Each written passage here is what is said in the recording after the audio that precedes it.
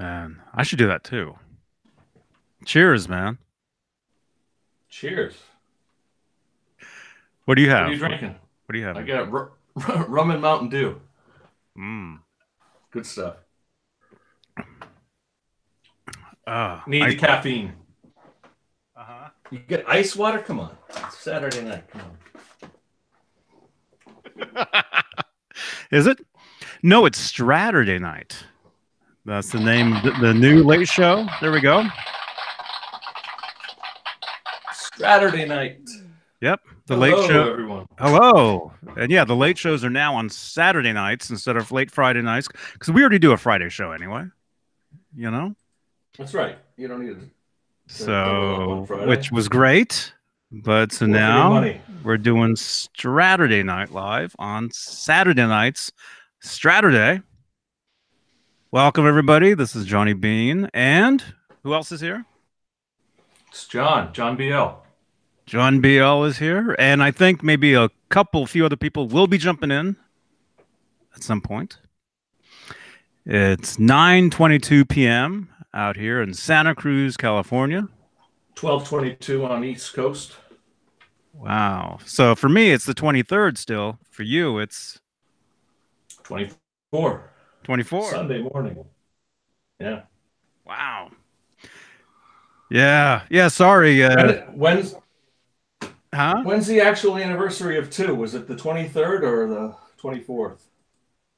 Van Halen 2? Yeah. I think it was today. For me. For you, which is now yesterday. So let's see. It was the 23rd. Yeah. So you still have the anniversary going on. I'm still celebrating. I should probably put it on at some point in a couple hours. We got time. Yeah. Yeah. So yeah, welcome everybody. Let's see. We got RJ. Sorry, Johnny, I cannot join as I'm eating and don't have enough to share. Oh, I just finished my my dinner. You guys, I was eating these super hot jalapenos, jalapenos or whatever they are. Maybe that's why I'm so red, actually. Or I don't know. It might be my gel. David. Sorry. David's in here. Just David. Did any of you guys ever listen to the band Beautiful Creatures? I've heard of that. I'm not sure. Did they open for Van Halen at some point, or for some reason that rings a bell? I don't know. Beautiful Creatures. I don't know. Soda Pop. Oh, no wonder. My laptop. I can't see the chat box. Soda Pop. Yeah, possibly. You know, or with anything and everything. R2R3 Locky Nut is in here. Mike is himself. Mad Dog. Hal Face. Who else is in here? I can't see it. Frank Corcoran. Hardwood Vintage Steak. Sounds. Denny Allen. Mike G. himself. Hey, G. I don't know who you said. I'm scrolling. G. Bushnoff. Mike Turner misses the Rummeister. I miss him too. Yeah. But I have a feeling he's gone. Really? But, you know, show must go on. Dan of New Jersey. Welcome. Daryl McMillan, it looks like. John Bulware. Thomas Santiago. Han? Is it Han? 36 solo. Nightbot, there you are. Thank you. Vinny is here. And everybody. So welcome. So what's new? And you probably shouldn't be showing that on your screen. What is this? I can get busted for that as well. That's the ET trailer.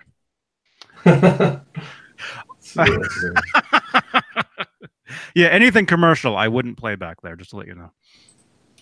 because it has happened. You were back there playing a Queen video, Wembley or something, Yeah, and I yeah, woke yeah. I woke up the next day with a warning.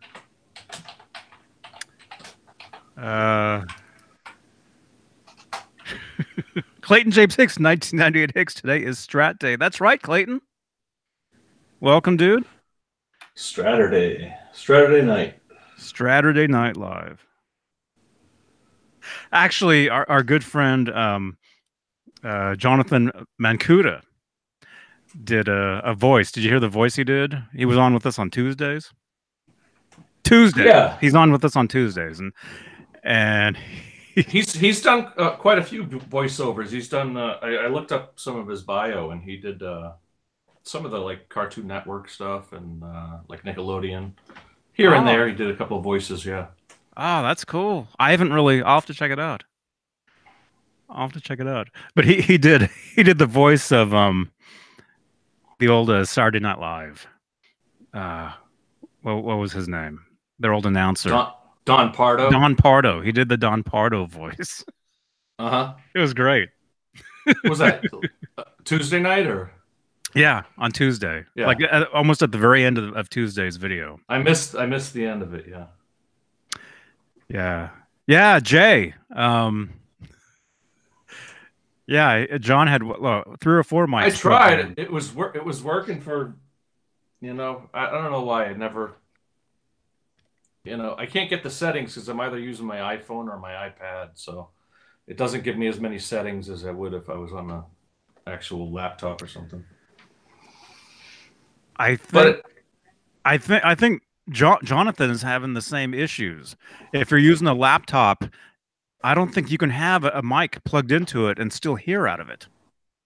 Yeah, that seems to be what's going on. I've got I was saying, all kinds of adapters, and you can get every different kind on Amazon. Like, this is an XLR adapter that's supposed to have a headphone output and, go and work on an iPhone or something, but it doesn't seem to work. That looks like that would drain the battery as soon as you plug that thing in. But I'm hardwired. I'm wired right into the charger, so because it's an older, you can do the charger and the headphones at the same time. It's an older iPad, so. Oh yeah, like my old iPhone. Right there, you got the charger and the speakers, and then the yeah. I can try this mic I used last week. I don't know. Give me a second and see if it works. You sound good though. Hey Tessie Switch is here. Welcome. We love Tessie Switch. If you guys are looking for a check. For a kill switch, check out Tessie Switch. That's what you want.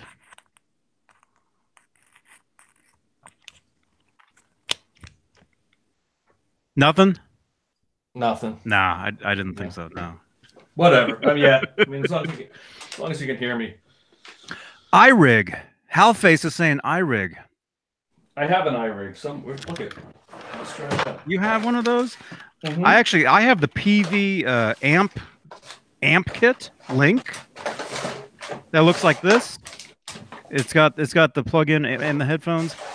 This is actually what you probably try that. This is what you need, man. I should try that. Yeah. You need one of these things. I do have an iRig somewhere. I don't know where you do have one? Yeah.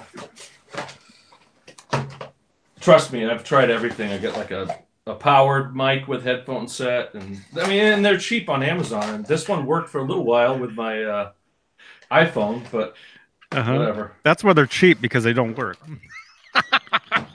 But it should be just a basic, a mic with a headphone connection. But whatever, like Rob Johnson has the headset or the headphones that have the mic on it. I don't think his works either. Something like that. Yeah, none of them. Maybe they're getting rid of the features on Hangouts. Yeah. I don't know what's going on with Hangouts, because I read today. I sent you that article, and it said October was when they were starting to take it down, and only for the people who subscribe to the Google, whatever it is, Google Apps, the Google you know, but and then for the regular public, it'll be sometime in 2020. Yeah, yeah, that's what So I read. yeah, so you got a little time. Yeah, yeah, we're looking to jump over to Skype. I think we were doing some testing with it today. Jay and Nesdal and I and Cool. Jeannie and Desiree. Actually, we were Yeah. all working on it. But and we actually Dave and I tried Google Duo. Mm-hmm. You ever hear of that? No. Yeah, it's another Google conferencing uh site. And it was what? My other producers tell me something. Huh? And it was clean, man. It looked awesome. But better sound quality, or when you I said think clean, so. what do you Well, mean? the video It was just looked really way good. Yeah. clean. Yeah, yeah. Yeah. Yeah, but I think I don't I'm not going to talk about the problems we're having, but I think we'll get them they'll be fixed. Not Yeah. a big deal. Not a big deal.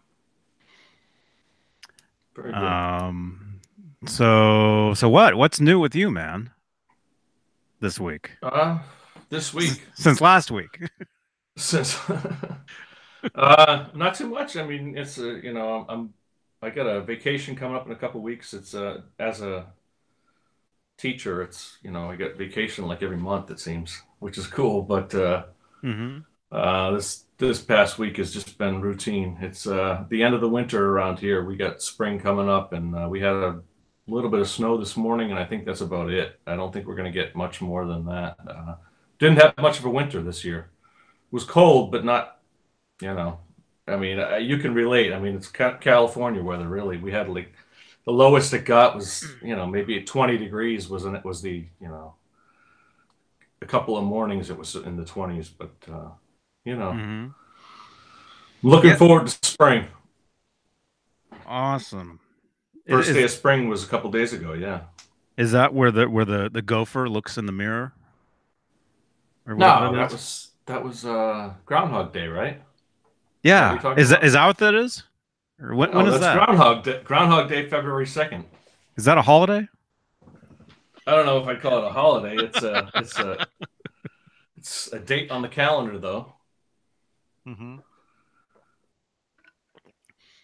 But But today, it has something to do with that though, right? If yeah, basically, if the groundhog sees his shadow, it's six more. I don't know how it works. If it's 6 more weeks of winter, if he sees it or if he doesn't see it, who knows? I'm Mhm. sure on the chat they know. Either I one. think if he sees the shadow, it's 6 more weeks of winter. But that was weeks ago. That was a month ago. We're looking Mhm. forward to April. Yeah. I got my birthday in April. Oh, happy birthday. Yeah, tax day.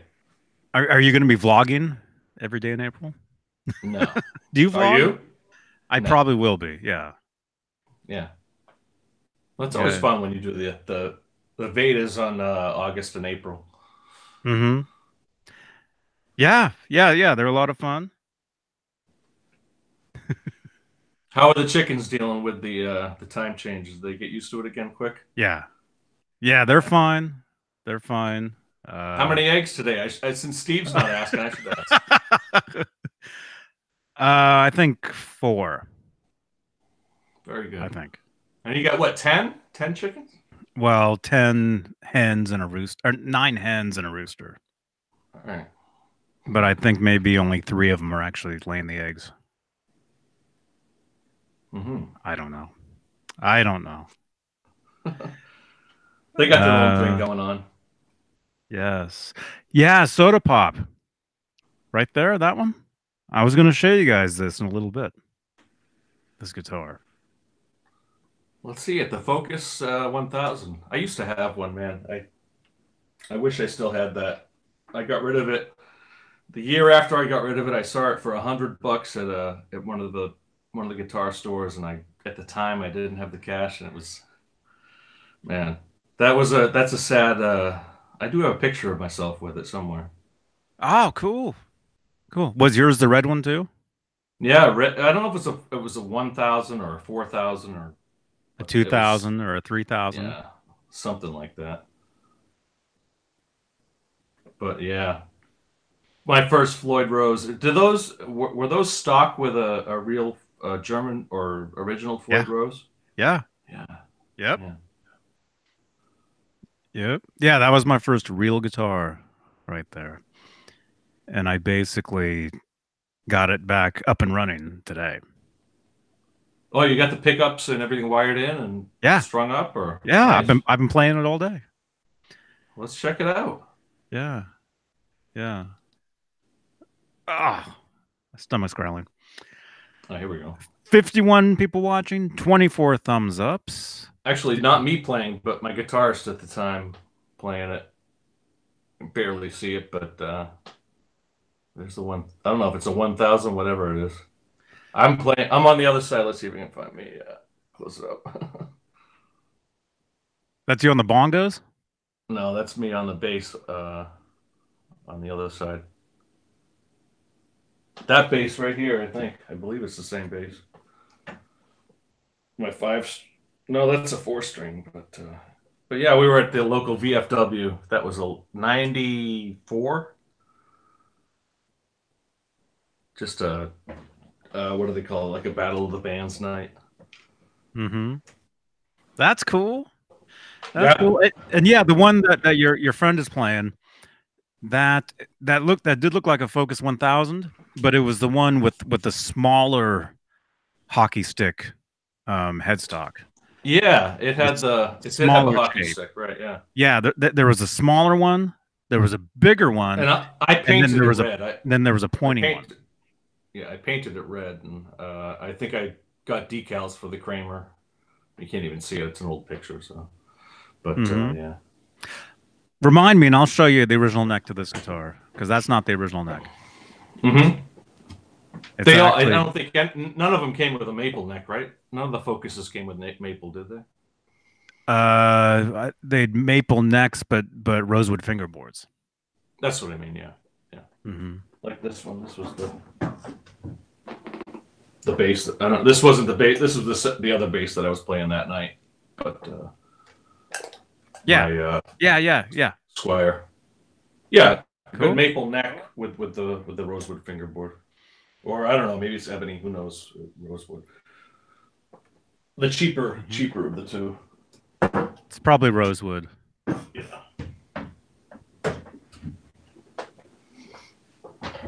So yeah.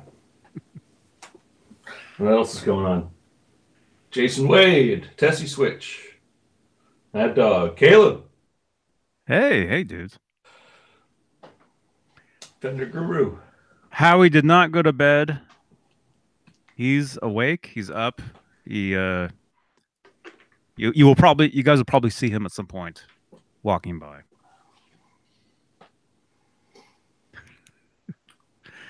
Um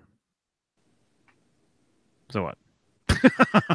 you were So talking what's going on? you were talking about Van Halen 2 Yeah, this is today. the anniversary. Still today for me, yesterday for you now. That's right. The anniversary of Van Halen's Van Halen 2 album.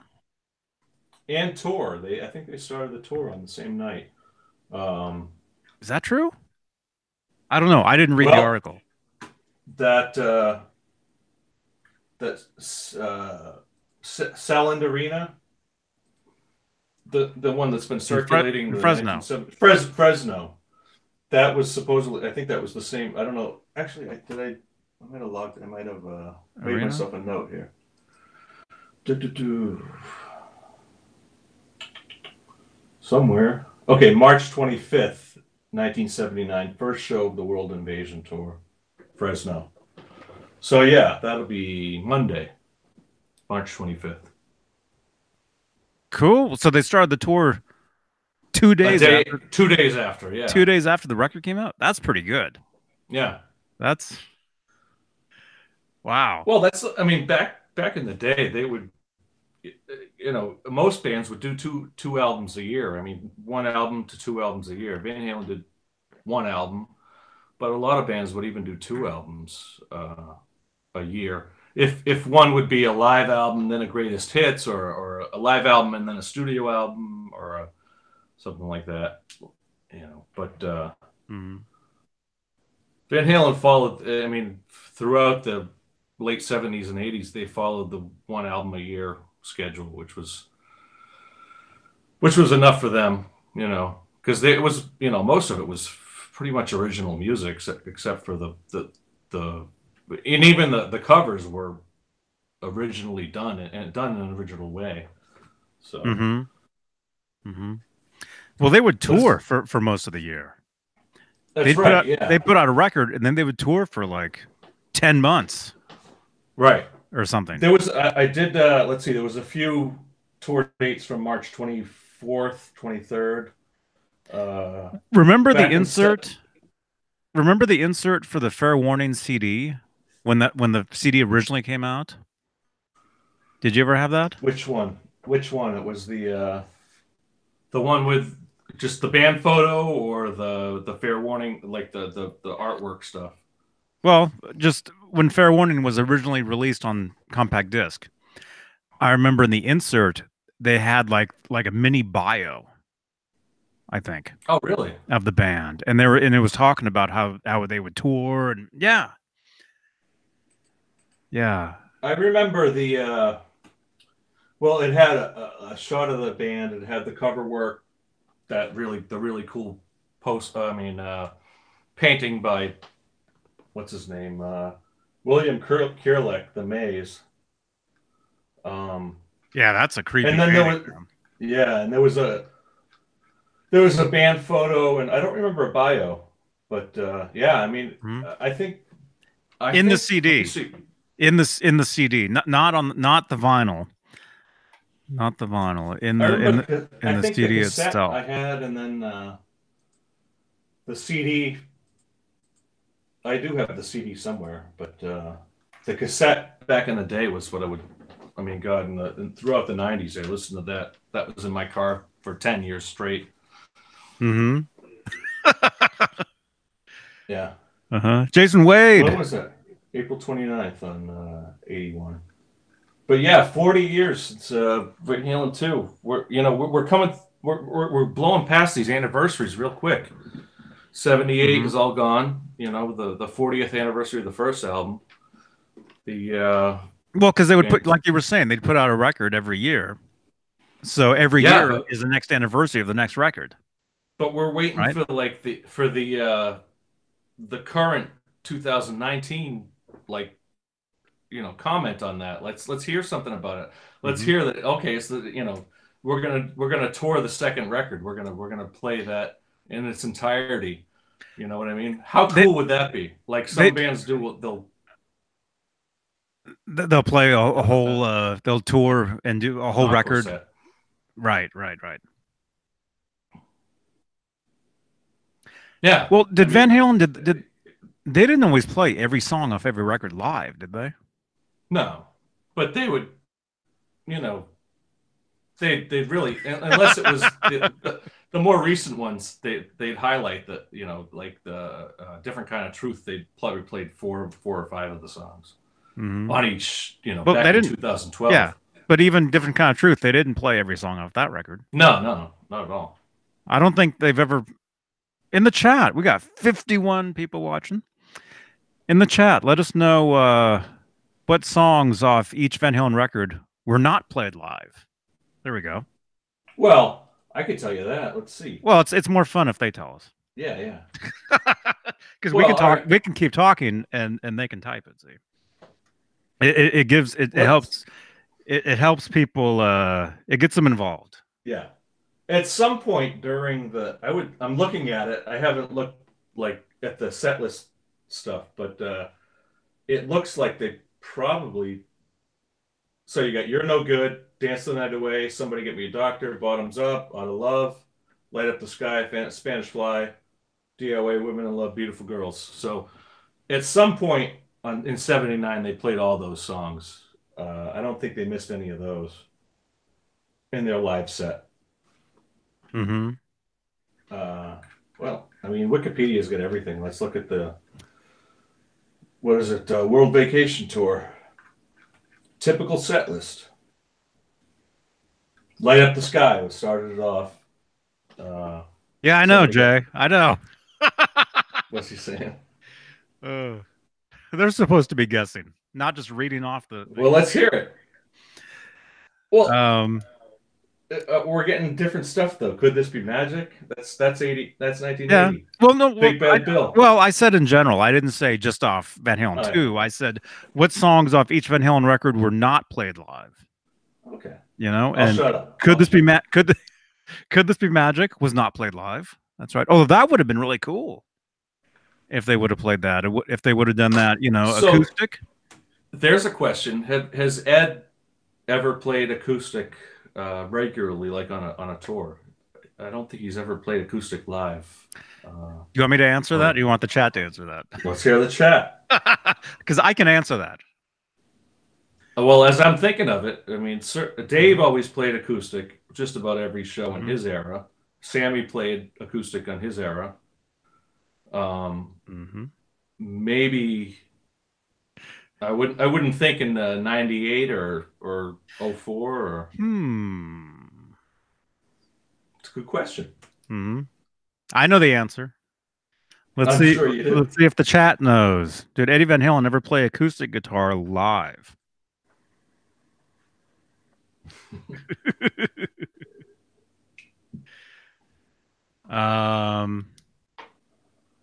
With Gary, did he? Maybe.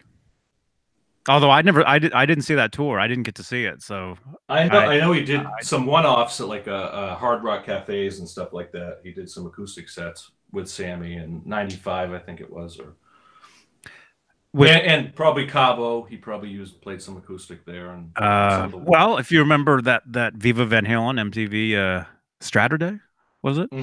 Remember, there's the one part of them playing Cabo Wabo, and he's playing acoustic. Yeah, they're sitting on the steps or something. Was it a white acoustic? I don't remember. I have the video, but I don't want to play it because you'll get docked from it. Well, no, I won't get in trouble for that. Not that. I don't think that's not as widely well known as Queen at Wembley. But all that stuff's on YouTube anyway, like this. Yeah. I don't know. What was I going to say? Hardwood Steaks. There you go. Hardwood Steaks has it. Oh, here's a question. But who played acoustic on Simple Rhyme on the album? You want to leave that to the chat, or? Well, the chat is asking. I think if the chat asks, we can answer it. Okay. I think. Well, supposedly they both played. Dave and Ed both played. You know, and it's panned left and right. Dave and Ed. Ed played slide, I think, and Dave played chords. I think that's the story I've heard. But then there's rumors that Ed played both parts. So, what do you know, Johnny? So, well, is there slide guitar and Simple Rhyme? Or you're thinking about Could This Be Magic? I think. Oh, that's right. Yeah, Simple Rhyme. Okay, yeah. There's no Simple slide. Rhyme does have the thing in the beginning. I think that was Ed. Right. Yeah, I think that's an electric 12 string. I think. Can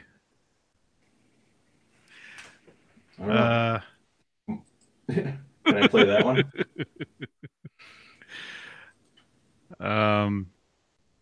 And you guys, I don't listen to Van Halen every day, all day. So some of the stuff I gotta. Of which?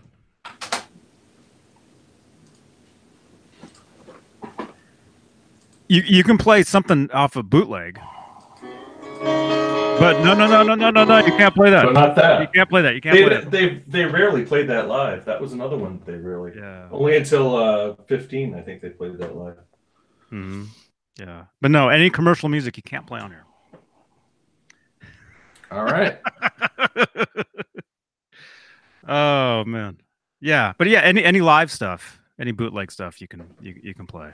Well, they did it. Let's see, live. Anything recorded from the audience you can play. But Mhm. anything like the Van Halen live record they put out a couple years ago, that you can't play Right.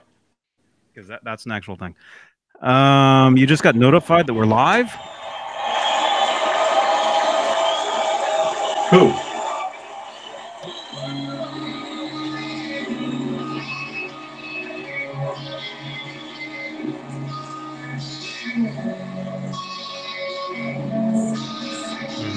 Hmm. And see that's regular electric. Mhm.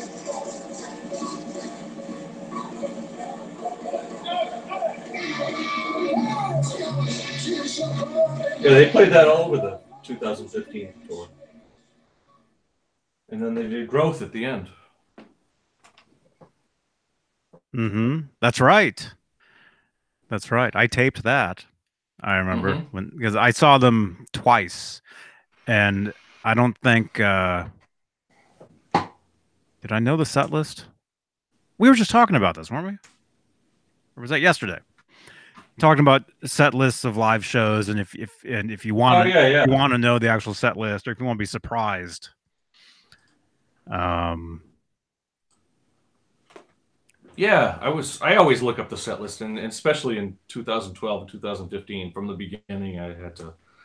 I mean, I knew they were going to open the first show with "Light Up the Sky," which was really cool. mhm. And I think on that tour they really pulled out a lot of the rarities: "Light Up the Sky," "Simple Rhyme," what "Dirty Movies," a lot of the what they do, "Girl Gone Bad," a couple of those deep cuts. Hmm. Did they? I don't know. Yeah, I mean, I think what Wolfgang planned the set list for that tour, didn't he? I think he asked people on Instagram what they wanted. T Yeah, typical set list was "Light Up the Sky," "Running with the Devil," "Romeo." Romeo's another one that "Drop Dead Legs," first time they played since '84. Uh, "Feel Your Love Tonight," a lot of those deep cuts. "I'll Wait." They've been doing that since '98, haven't they? "I'll Wait." Little guitars. 97 or 98. Yeah. So yeah, I mean that was a good. If hopefully if they well, so which songs have they never done live? Uh-huh. That's what we're asking.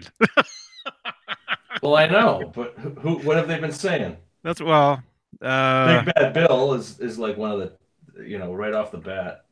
Big Bad They're not Bill. going to do that. Actually, they've never done that, but they wanted to do that one. I remember they wanted to get their dad up on stage and do that, but it was what was it? When did he? He didn't want to do it. Yeah, he was. That would have been That would have been amazing. awesome. Yeah, yeah. Jan, is it Jan or Jan? Jan Van Halen. I think it's Jan. I think Yeah, that sounds right. Jan or Yan. Hey, Bozique. Bozique's back, everybody. Bozique. Yeah, Big Bad Bill. That was what I had a cat named Bill, and that's what the whole song's about, a cat named Bill. So I had a cat. Not this was before I even knew Van Halen, but I had a cat Wow. named Bill. Cat named Bill. Uh, yeah, That's cool. I think when you hear Mr. Van Halen playing, you'll have an idea. It's a shadow of where Ed and Alex are now. There's a sense of humor in there, a lot of technique, and a whole lot of beer. That's Dave's quote about Jan. Mm-hmm. Soda Pop. What was my first band's name? Oh man, I don't know. It was probably Van something. No, I'm kidding. I'm kidding. Well, how old were you when you first had your first band? Well, there was several. I Yeah, think. same with me. High school, early high school, there was a lot of them. Oh, for me before that, it was junior high or Yeah. sixth grade or whatever. Because I started Wow. playing guitar when I was in sixth grade. I was a freshman. I think the first band, what was it? I think we called it Degradation, and it was like death metal. It was just like terrible garage band death metal. Mm-hmm. At the time, it was like 90, 91. And there was a club not too far away that they had a lot of the death metal stuff. You know, Deicide and Carcass and stuff like that. Whoa. And we were into that for a little while, and then, man, I'm so far away from that now. But we had fun. Played Uh-huh. my sister's 16th birthday. Cool. Well, I know you're still into that stuff, or you were because when you guys talk about Metallica and all that Oh heavy yeah, stuff. I mean that's all part of you know you know throughout learning about rock and metal and all that. It's all out there, you know. I have appreciation for all of it, but I don't know death metal. I don't know what I would listen to now. I mean, I don't know what you would consider that. Like stuff like Deicide, Carcass. I mean, Carcass is a band. I found them. Their album was just basically like dismembered body parts. I found that in the Wow. record store, and I'm like, wow, this is kind of crazy cool. But uh, and at the time, I mean, this was 91, 90, and I thought the production was horrible. It was just like all you could hear is just distortion. It was just like Yeah. just noise. But that's what my friends were listening to, and I was like, hey, this is whatever.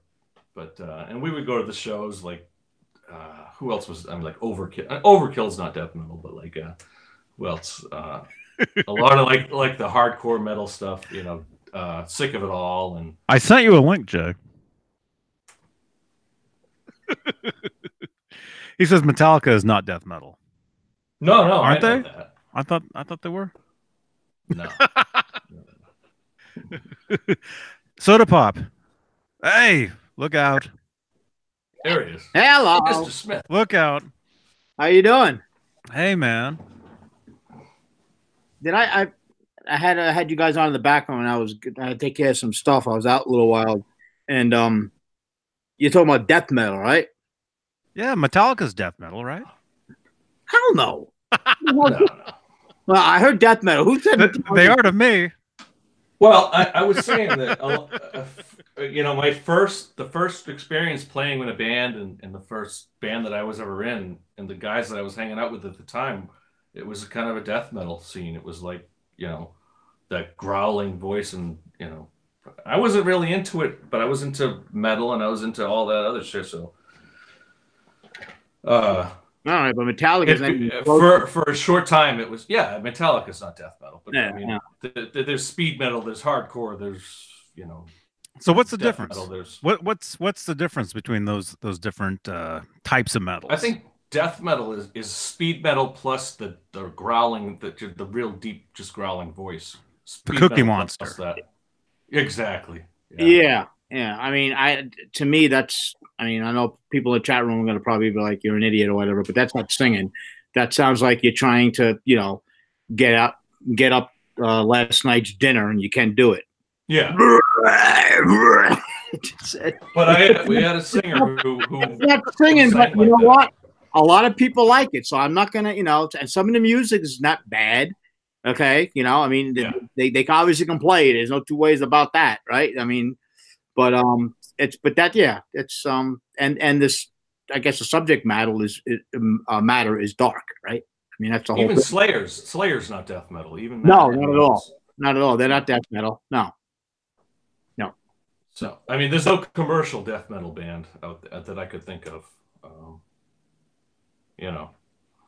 Michael, how you doing? Good. Hello, everybody in chat room too. I just popped up. The love boat has docked. Mad dog. Okay. I like you too. Death metal talk tonight. Doing good. I survived New Orleans. So that's Very good. Wow. Uh-huh. I got my shirt on. Nice. There it is.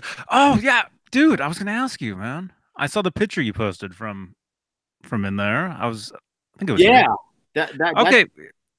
We can talk about that. Yeah. No, I was going to ask you didn't come home with any beads. Yeah, I have beads. I'll go get them. Hold on. Was it Mardi Gras? It's Mardi Gras every night down there. I would assume, yeah.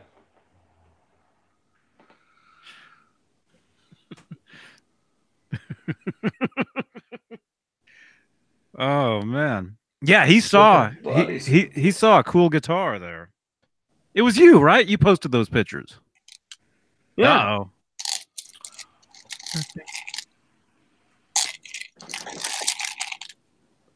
Oh yeah. Nice. There's my beat. In fact, you know what? Yeah, since I was down there and I survived, I might as well wear them as a badge of honor. Let me tell you, that place is nuts. 247 debauchery. It's crazy, man. I mean, you know that we were right on the corner of a canal on Bourbon Street, and Bourbon Street, the entire, at least from Canal down where I was at, is 247 drinking. Cops don't care. Open containers. Nobody gives a crap. You walk up and down. Thursday night was insanity.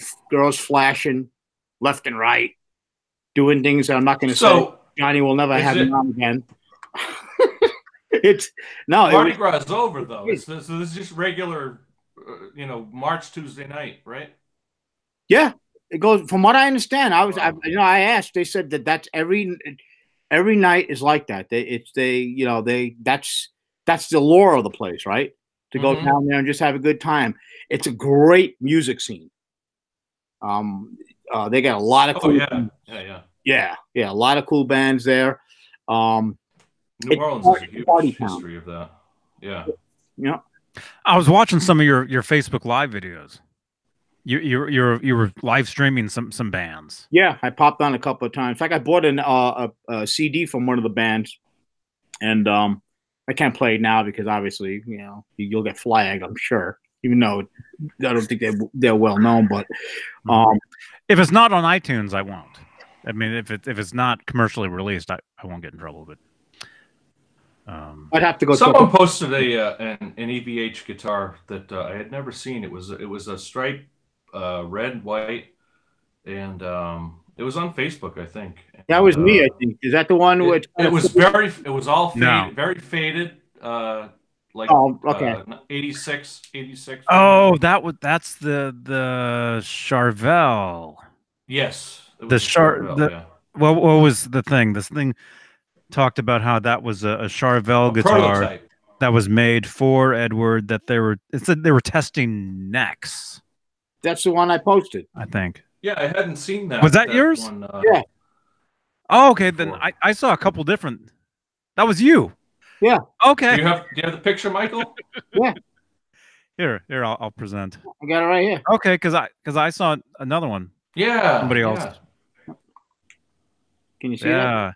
Oh, yeah. If you look at that neck, to me, it looks like it's supposed to be like a Kramer, but it looks like a Charvel neck to me, a Wayne Charvel neck. The headstock. Now, let me get I have a close-up one here. Closer look. Yeah. Yeah. And then history. Here's the signature. It's just yeah, the body. How did was it a 1986 like a relic job from 86 where they faded it on purpose, or it's the story right there. Is that backwards to you? It is to me. No, we can see it looks good, but Eddie Van Halen is such a singular and revolutionary guitarist. The instrument was fundamentally, is that the right word? Yep. Changed when Van Halen released their 1978 debut. His unique approach and signature sound influenced not only guitar players, but guitar builders as well. The instrument on display was built for Eddie by Wayne Charvel. It's an unfinished prototype and was probably used to test various necks. That's what the plaque says. Okay. Yeah. Yeah. I've seen cool that guitar over the years, but yeah, I'd never seen the plaque that close up. The plaque, yeah. How did the body get so faded?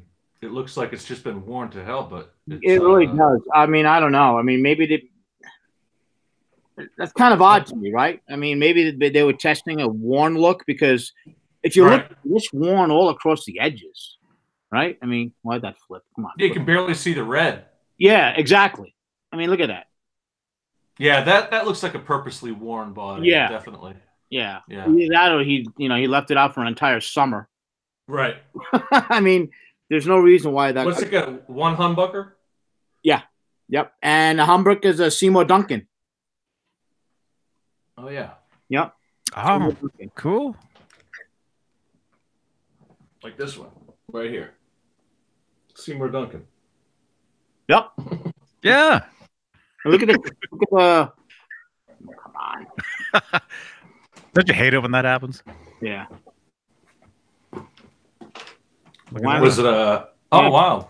Yep. Interesting tremolo. It's not a Fender. Yeah, no brand name. Looks very cheap. It does. It does. Well, it's probably a Charvel prototype or something. Yeah. But it was interesting to come across that. I was like, now when I'm like, actually I was walking the night before and I saw it through the window, and I was like, oh cool. And I went to open up the door, and there was people in there, but they locked. They had closed up, and they were still serving people, but they weren't letting people in. It was getting a little nutty that night, so I didn't want people in. I went back the next day. Yeah, cool. Michael, I saw the guitar that Caleb had picked up. Did he get that through your guy? Because it was a Colorado dealer that he. Yeah, no, he got that through Reverb.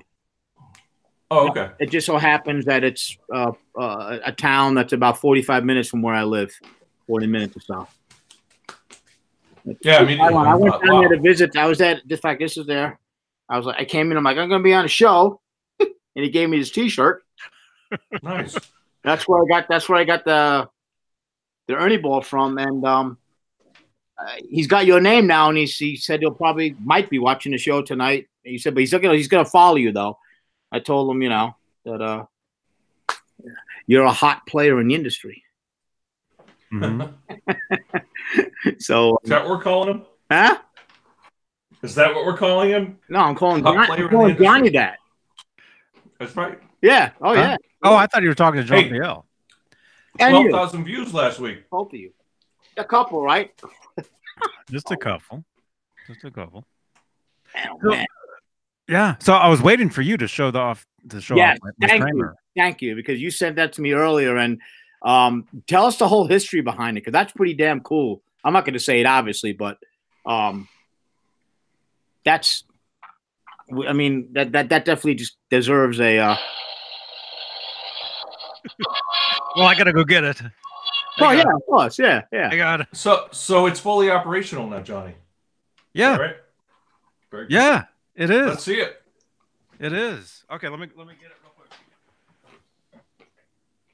Hello, everybody in the chat room. I'm going back and trying to see who said hi or screw yourself or whatever.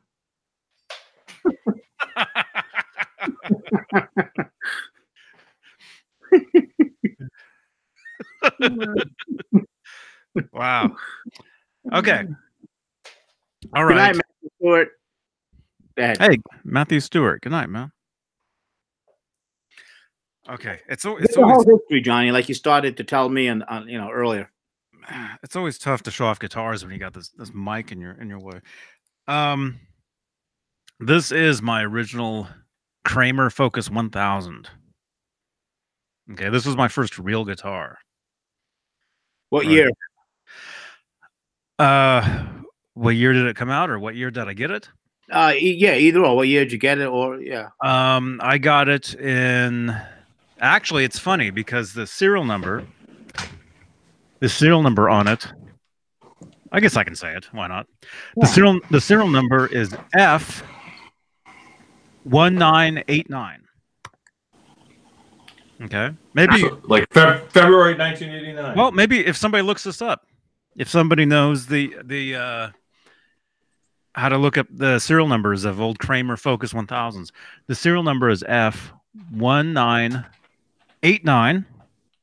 And I remember when I got this, I thought it was super cool because I got it in February of '89. Nice.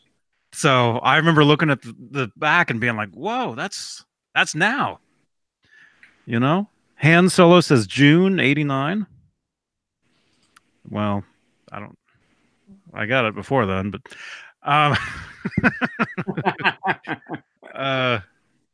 yeah.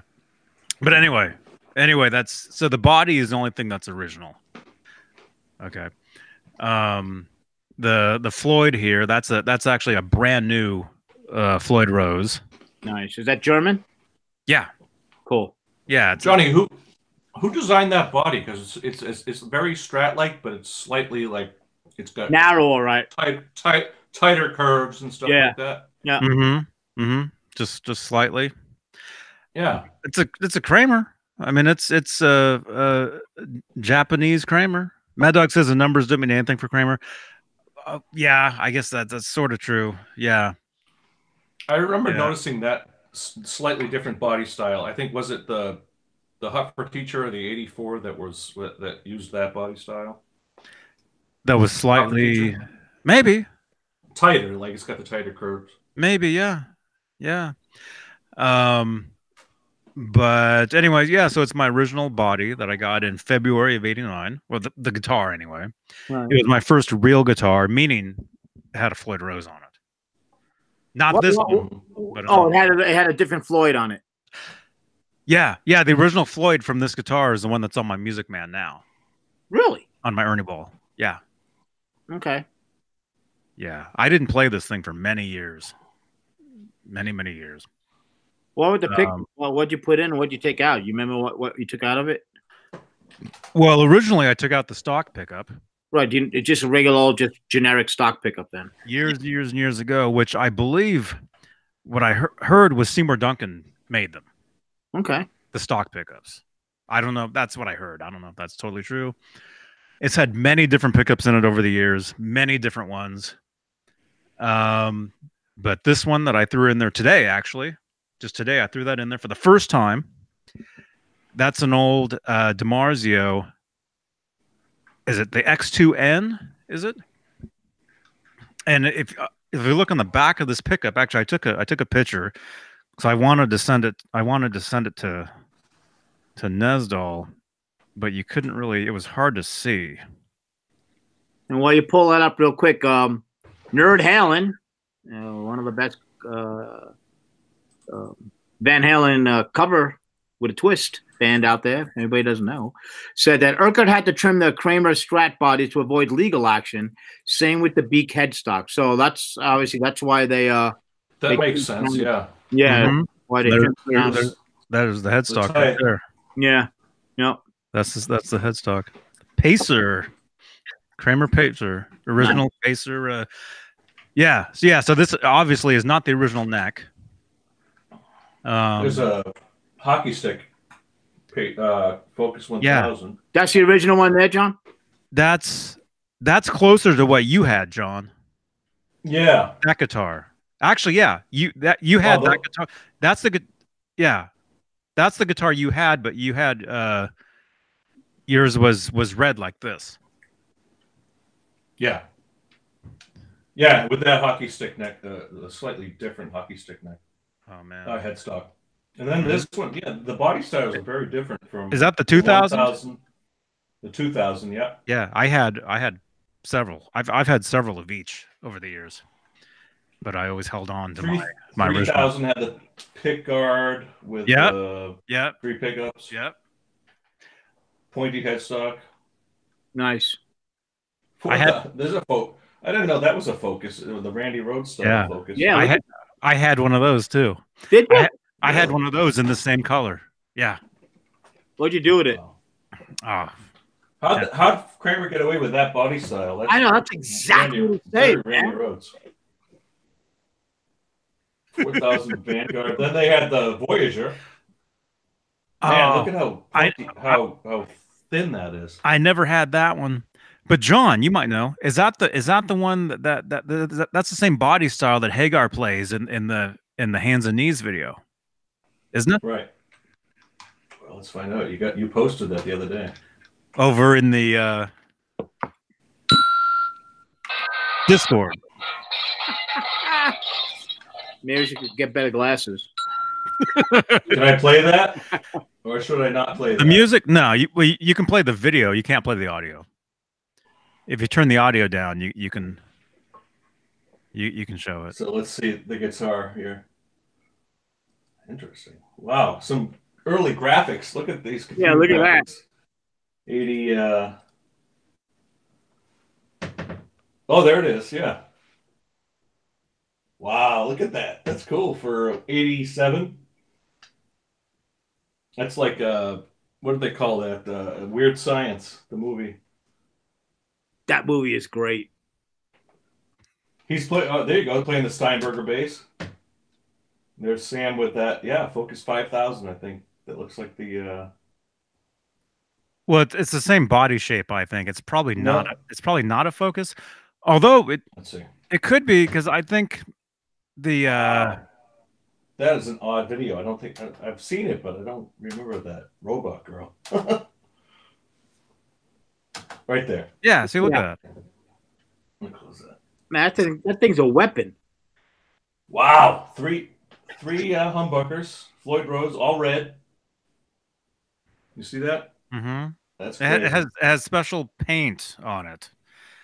All right, so let's. I had a picture. I had a real close-up picture of that guitar somewhere. I just saw it the other night. Anyway, so the pickup in this guitar, on the back of the pickup, I took a picture of it. It says X2N Power Plus. Well, high output. That's what it's called, and it actually says on it, "Made in USA, 1979." That pickup. Wow. That's what it says. 79. Yeah. What company is it? DiMarzio. DiMarzio. It's a DiMarzio 1979 X2N Power Plus. Man. The thing is heavy. I was playing earlier. I was playing on the clean channel. I would swear I was playing overdrive, and there was no overdrive. Really? That's how hot it is. Yeah. Well, it's that extra, right? There's probably not too many of those things floating around, man. A 79 pickup like that. I don't know. I've had it for years. I've had it for many, many, many years, and I've been waiting to put it into something. And I just figured I would just throw it into this. Just why not? Did you specifically go for that pickup, or was that just something, how'd you come across it? Just, I don't know. Thought it looked curious because I mean, cool. Okay. I can't remember. I mean, I've had it for a long time. It's so long now, yeah, okay. And I've owned it, but I don't think I've ever had it installed in a guitar. Okay. So this is the first time it's been installed in a guitar, and it's heavy. It's almost a little too heavy, but because it is what it is, I'm gonna keep it in there, and I'm gonna do some videos with this guitar. How long has that guitar been out of commission? This time around, I would say maybe a year, probably a couple years. All right, not too. Probably a couple years now.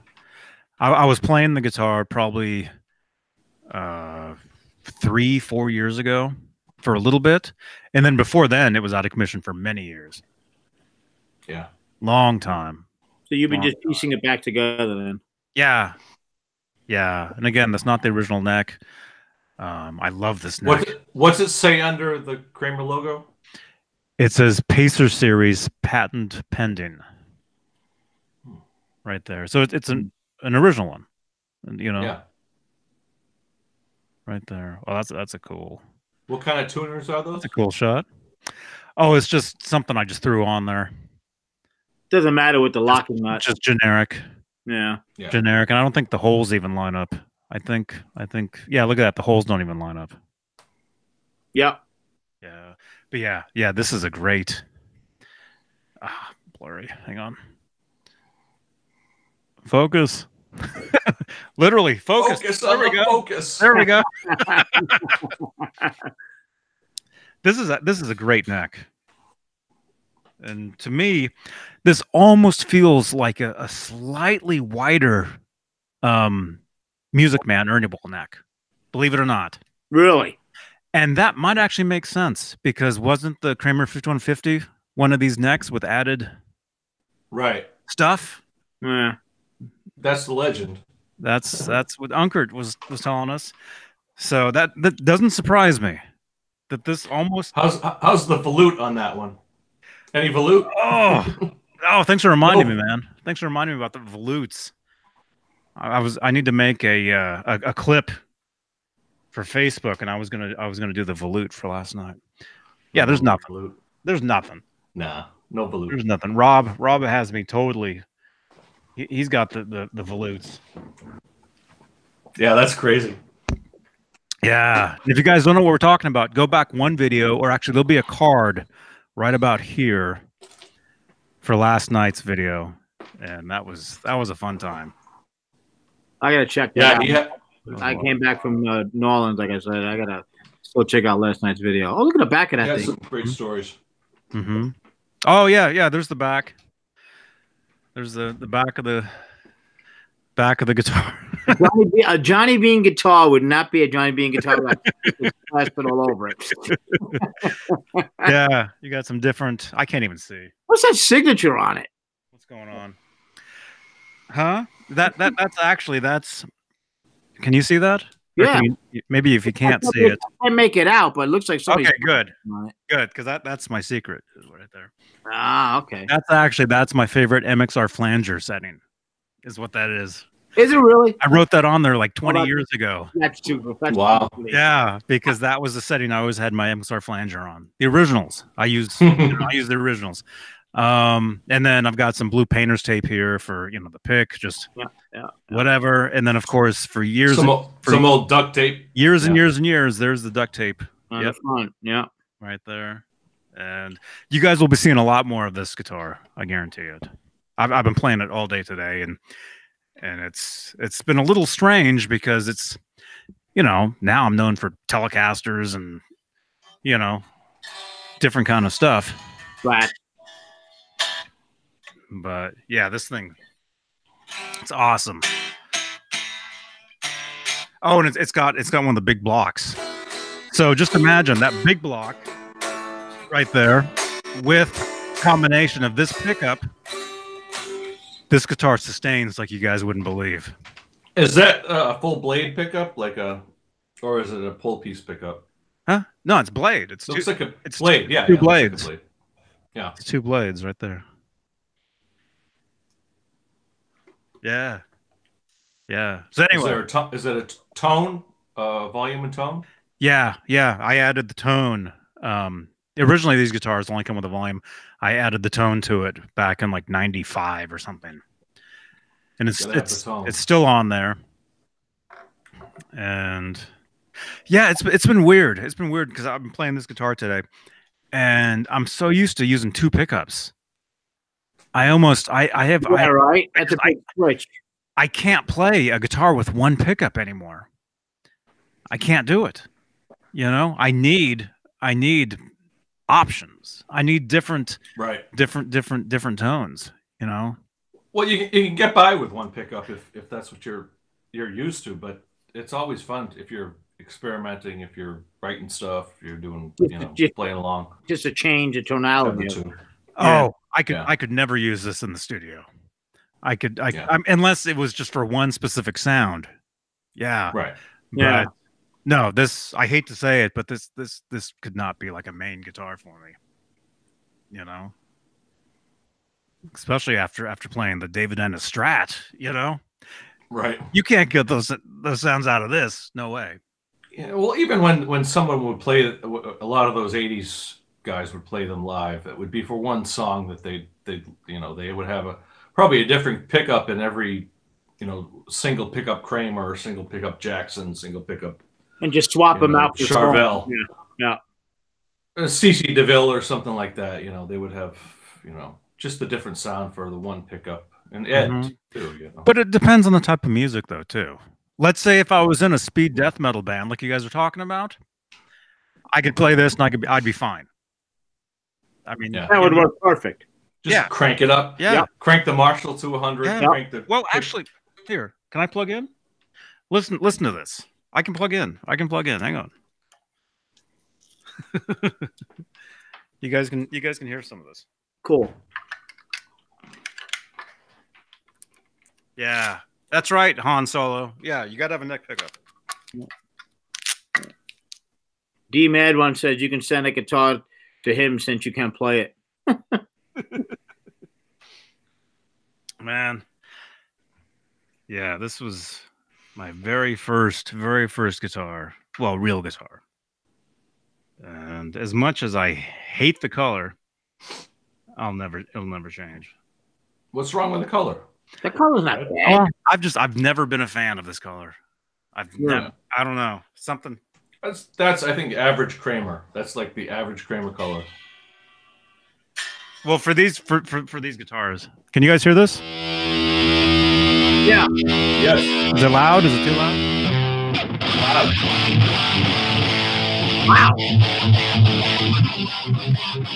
Very hot.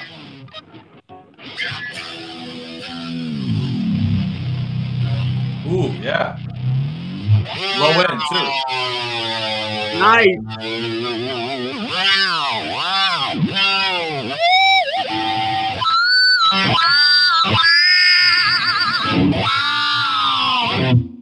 Very hot. That's hot. That sounds great.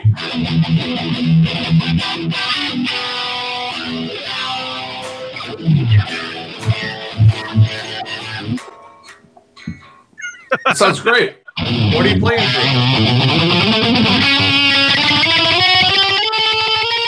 Just a computer.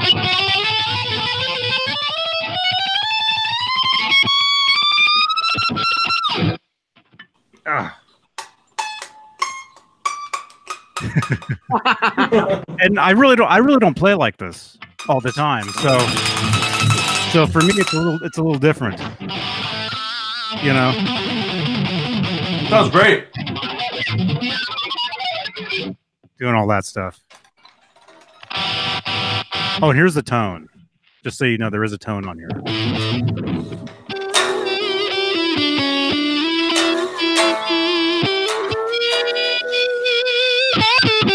That's what the tone on. See? I love the tone. Gotta have the tone.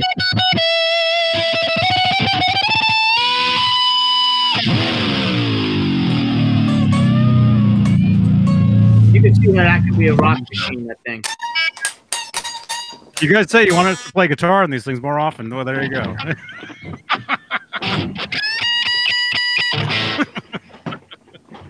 But see, even on the clean. Here, let me put it on. I'll just say put on clean because you said that it's hard to clean up. Oh wait, that was clean. Wow. Here comes the distortion. Wait, actually, I don't need the mic. I don't need the mic.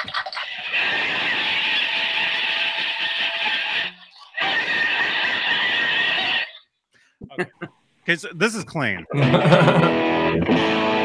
That's clean. Well, do you have a pedal? Or? No, It's not clean. that's the clean channel. I wasn't joking. There's nothing clean about that. I wasn't kidding. This thing is so hot. What amp is it simulating? AC30. Yeah, that's a dirty amp. But no, when I play that with other guitars, it's clean. All right, you want clean? You put on a Fender. You have a Fender up in there? There you go. Here's your clean.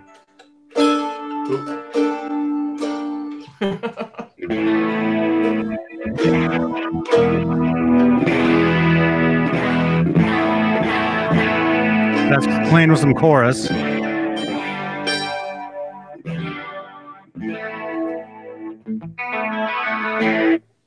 Still very hot. It is. Definitely, yeah. Very.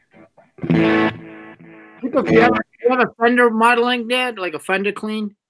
Let's see. Because you're not going to get much cleaner than that. You know what I mean?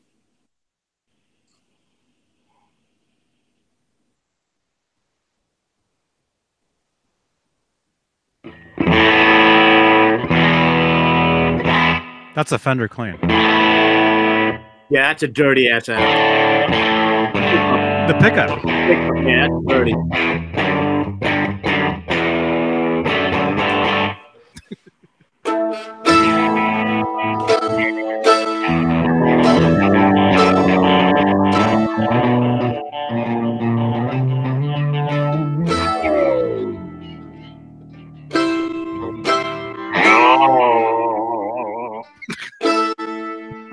You want jam? What key you in?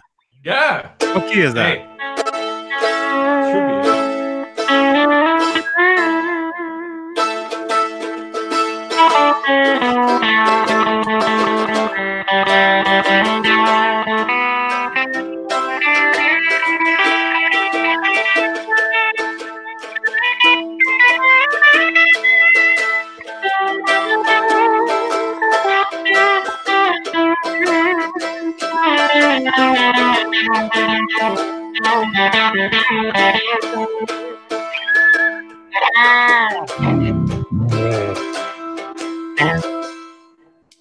What comes after the C? I don't know. Is that what's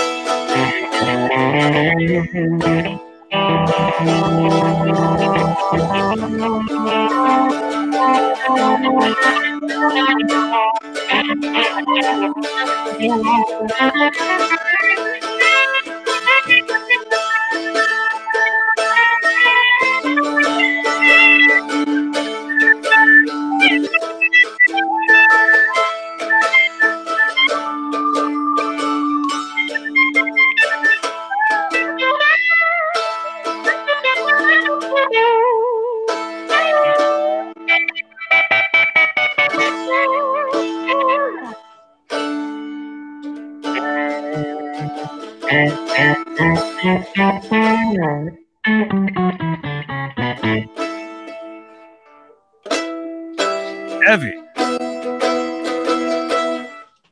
Is this Van Fleet? I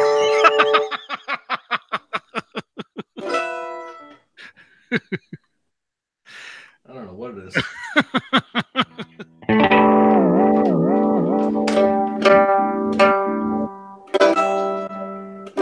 I tuned this up today, my mandolin.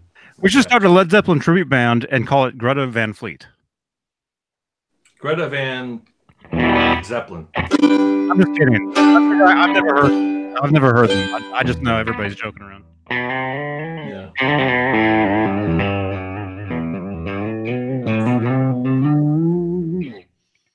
Man, this thing's heavy.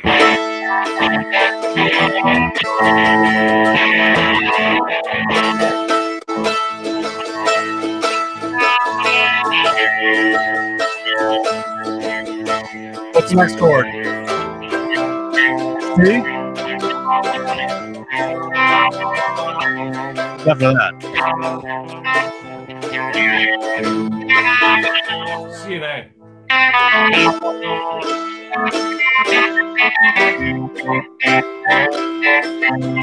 Michael, grab a guitar.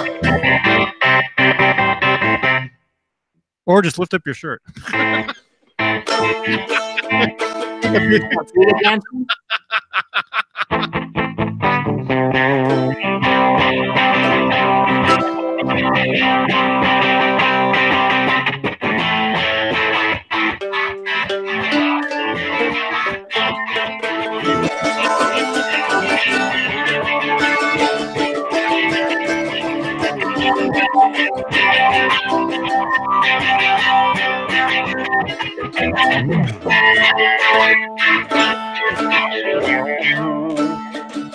Good night, Tessie. Oh!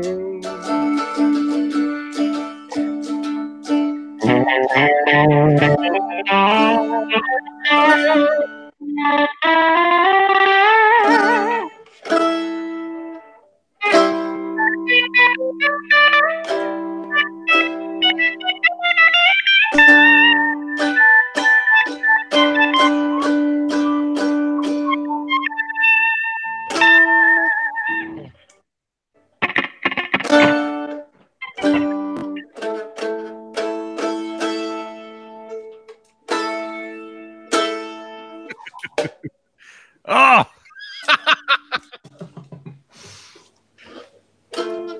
my gosh. I haven't played this in over a year. I figured I'd pull it out.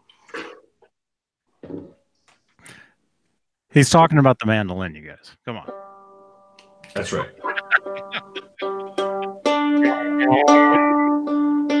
Terry, you just walked into a mandolin and Kramer jam. Is what you walked into. John Beale on the mandolin, me on the Kramer Pacer Focus 1000 guitar. Gretsch, New Yorker, mandolin. That's cool, Fun. man. That's good shit. Good stuff.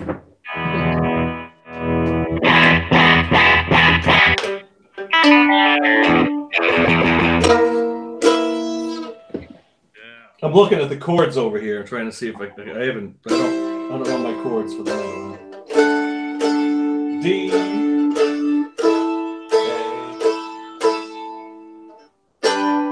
G.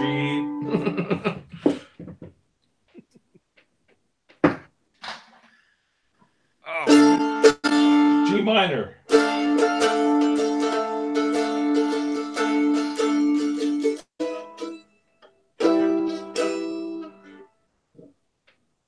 What how long have you had that guitar for? That mandolin? I got this. You guys ever hear of Elderly Instruments? Yes. Elderly Instruments. I got this probably 5 years ago. Wow. Yeah, they've been around forever. I remember reading Great the stuff. was it Vintage Guitar? What was the there used to be, it was like it was a newspaper magazine. Yeah. Was it Vintage Guitar? Or yeah. And it was nothing but ad. This is before the internet as well. That's why they called elderly. 20 something years ago. And I remember always seeing it was always ads for like guitar stores and like all their stock, you know, all the stuff that they had. And I remember seeing Elderly Instruments in there all the time. I inherited an old mandolin. It was a mandolin banjo. It had a banjo head. I could never. It was the neck was all warped and everything was from like the 20s or something like that. And I tried for years to get that thing to up and running. And for a few years I had strings on it, but the neck was all over the place. And so this was like a couple $100 from Elderly Instruments, Gretsch, New Yorker. It's great. One of their bottom of the line Gretsch any But it's fun. It's pretty intuitive. Any guitarist can. It seems like a fun instrument to play, man. Any guitarist can pick it up. I mean, it's tuned differently. It's very. I mean, what is it like? I don't even know. G, D, A, E. So, but I mean, you can just play with like the top two strings and even just go with the dots, and you can. And have fun with it. So it sounds neat, man. The chords are easy. The chords are usually 2 fingers, so it's a fun instrument. Yeah. How many frets? What is it? I know nothing 12, about it 13, 14, 15, 16, 17, 18, 19 full frets, and then there's 2 extra. It's got like kind of half frets there. The hell are you gonna do with those? Yeah, you can play the high strings. Okay, there you go.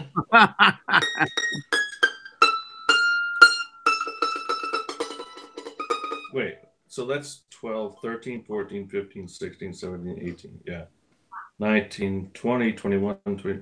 It's good. Looks like 22 frets. Plus the 2 extras. Yeah. Wow. Cool, man. You've been playing your new guitar, Michael, all week? No, I've been in New Orleans all week. Oh yeah. Do you ever bring a guitar with you when you're on the road? If I'm driving, I'll bring it. You know, if I can. It depends on my workload, right? I mean, a lot of times, like in New Orleans, I mean, don't get me wrong, I had a blast, right? But every morning from 8 a.m. to 5 p.m., I was in training because it was a training conference. You know, then you get out at 5, you go take a shower, get out of your, you know, your. How do you like those training? Because we have that too. As I mean, we had training day on Wednesday. Half the day was as a teacher. We learned about autism and stuff like that. Right. Learning special ed and stuff. I enjoy those training days. I mean, I get a little bit out of it, but it's also fun to collaborate with the other. That's the thing. Like that. That's to say the way it works. We have 8 regions, right? And so every other year, we'll start with this year. Next year, we'll have another week breakout, but it's only going to be per region. And I'm in what's called Region 6, so it'll be all of us next year. The following year will be like this year, where it's complete agency wide. Okay, it takes 2 weeks. It breaks it up, and that's the best thing about it. As far as I'm concerned, you learn stuff too because they bring you up to speed on what's going on in the industry and stuff. I enjoyed it. I always learn something, you know, about my craft. But one of the best things is meeting the coworkers, or seeing, I should say, coworkers again. You know, somebody. Is it Amtrak? Who do you work? Who's the company that you work for? I work for the FRA, Federal Railroad. You know FAA, right? FAA, federal. Same thing. It's the same. So you're the FRA. Yeah, okay. Same thing. I do it on the railroad side, and it's you know, it's good. These conferences are good. You learn a lot. You really do learn a lot from these things. Yeah. Your coworkers from all over the country. You know, it's time well spent as far as I'm concerned. You know. Yeah. Well, even when I used to work for Dish Network, the TV company, the satellite TV company. Yeah.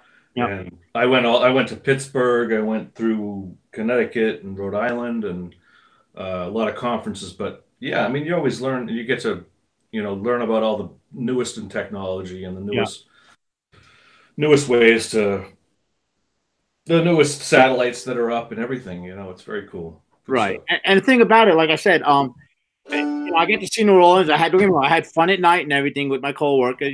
Plenty of beer went down. But I want to go back again because it's a cool town. It's a party town and all. But I want to see the city. They have a phenomenal World War II museum there, from what I understand. It's one of the biggest draws, and I wanted to see that. You get out at 5 o'clock; those things close 5, 6, 7 o'clock. Just it's not worth it, And then just to go around and tour the city. So you do get to see part of the city, but it's a lot of the really touristy stuff when you go to these places are done. So you never get a chance to, to experience it. So, New Orleans is I've never been, but there's a huge history there. I mean, from the what was it? The Acadians, from the French Quarter, the French. Yeah, my ancestors, the French Canadian, are a huge part of New Orleans. Absolutely, French Canadian is really. It's a anybody that I'm not being paid by the city, but if you never been there, go. I mean, it's a good time. There's so much to do. It's one of the, it's a major city, and it has, like you said, to your point, it has a ton of history, man. Man, it's got some cool history. Yeah, yeah. Unfortunately, a lot of it I didn't get to see because I'm working. I mean, I'm down there to learn. So, but it was good. You know, I mean, I'm definitely going to go back on for a leisure trip and experience. Did you ever see? I'm sure you've seen Easy Rider. Yeah. Back the old movie. Yep. Yeah, they do a whole scene out in the during Mardi Gras with Dennis Hopper and Jack Nicholson. Who was the other? Peter Fonda. Peter Fonda, yeah. Great movie, yeah. Yeah, that's a really good movie. Yeah. Yeah. And it's fun. And it's interesting, too, because, you know, with Katrina and everything, the area where I was didn't flood. But if you went not too, you know, a couple of miles away, that whole area was underwater. I mean, you know. Yeah. So, you know. I mean, what was the lake there, the reservoir or whatever they had. Where it breached. Yeah. The levee. Yeah. That was a 2005, was it 2006? My God, I can't believe it's been that long. Yeah, I think it was 5. I think it was 5 actually. Yeah, and you know, talking to the locals down there, they remember. You know, obviously, like at Jesse, a lot of people lost everything they had, you know? And they've rebuilt. You know, obviously they've rebuilt and they've reinforced the levees and whatnot. In fact, with all the precipitation up north, with all the snow and everything, like even the Colorado, you know, where I'm at, we've had 155 or 160% snowfall. We had twice as much snow this year than we got last year in the mountains. Wow. All that's going down because the Continental Divide is not far from me. You're right in the middle of the Rockies, right? You're right through the Rockies, go right through Colorado, right? Yeah, Rockies are west of me. Yeah. Rockies are west of me. So, but you have the Continental Divide. Everything on the Continental Divide, all the precipitation on this side flows out to the Atlantic. And on the other side, it goes up to the Pacific. So all that water is heading on down. In fact, they opened up some of the overspill areas just to keep the level of the water down there because they didn't have that system. They would be underwater right now. So it's pretty cool. Yeah. It's a neat area. A lot of history there. Oh yeah. Yeah, Danny Allen. Yeah, a lot of people don't know that. He said, I had to take railroad safety training when I worked on fiber optics equipment by the tracks. If Sprint, here's a little history for you. Sprint is a lot of their cables run right next to the main lines for the Union Pacific. The Union Pacific absorbed the Southern Pacific, and the SP is where what's the SP and Sprint is for. That was the communications for the railroad. So he's right with that. You know, a lot of the upkeep on that on that kind of cable, they ran the right of way. They just followed the tracks, and that was a communication system for the railroad. Yeah. Johnny's gone 2 seconds. We're talking about railroad and technology. I love that stuff, though. I mean, that's the history of the country. I mean, from you start off with Lewis and Clark, and you know, the Transcontinental Railroad throughout the Civil War and the telegraph, and man, Louisiana Purchase. I mean, I don't want to get off on a tangent, but that's you're right. You know what AT&T stands for? American Telephone and Telegraph. Yeah. Or vice versa, telegraph, telephone, whatever. I mean, that's how these companies. Thomas Edison. That's where he got his start, and I love that technology stuff. That we're you know, the earliest stuff. We're starting with the telegraph, starting with the light bulb, the phonograph, the movie projector. It's just, you know, I think about it all the time. Living in the time that we live in. I was born in '74. You think about where we've come from the 60s through today, and it's just like, is this like really the best time to live with the technology and stuff that we've got? Just the explosion of it, man. I mean, come on. I don't know. You know, I mean, you lived. I didn't live in the time when man landed on the moon. The last man on the moon was 72, I think, or 71. I'm not that old, but God, you think about just the human race and that. I'm getting off on a tangent. No, you're right. I love that stuff. Look at this. I love that stuff. I watch the videos over and over again. I geek out on it like crazy. Look at the shuttle. The shuttle. Yeah, all of it. I remember where it was in '86 when the Challenger blew up. I remember exactly where I was. My math teacher, I was in 6th grade. My math teacher went to MIT with one of the guys that was on the shuttle. He was a you know, he was at MIT at the same time, and it's just like, you know, it's just crazy stuff. I don't know. Just I was watching something about on Netflix, the mission control from the Apollo program, and I've done all kinds of, like, I've read a whole a Digital Apollo, which is a great book about the Apollo, the technology that got them to the moon. The technology that got them to the moon, the computer power. I mean, they were buildings. Is the you know, because that's how not antiquated. That was the technology of the day, I should say. Now your smartwatch has more power than the computer system. I mean, I'm not talking the phone. Your smartwatch. Oh yeah, has it was so archaic, and they made it, and you know, with far less computer power than we have here. And the risks they took. Oh my gosh. Did you see First Man with about the Apollo? No, that's Netflix that you're talking about. First Man was out on Netflix. It was. I gotta watch that. I can't even think of his name. The famous actor, the guy who played Neil Armstrong. I can't even think of his name right now. It was a great film. It was all about the was that Ron Howard is into that kind of stuff. He did Apollo 13, and he 13 did the HBO series, I think, too. Yeah. I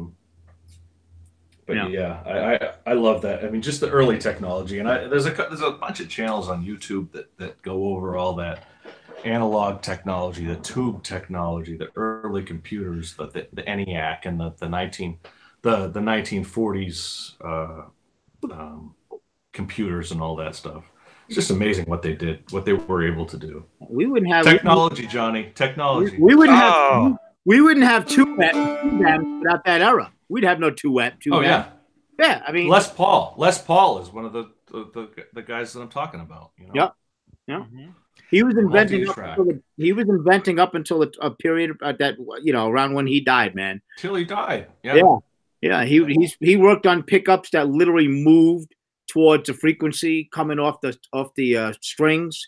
These are prototype stuff that he did. That guy was a freaking genius and a killer guitar player. There was Les Paul. There was Tom Dowd. A couple of those guys, the early producers. Yeah. Even Tom Schultz from Boston. Tom Schultz, yeah. Yep. Yeah. Perfect example right there. Yeah, the rock man.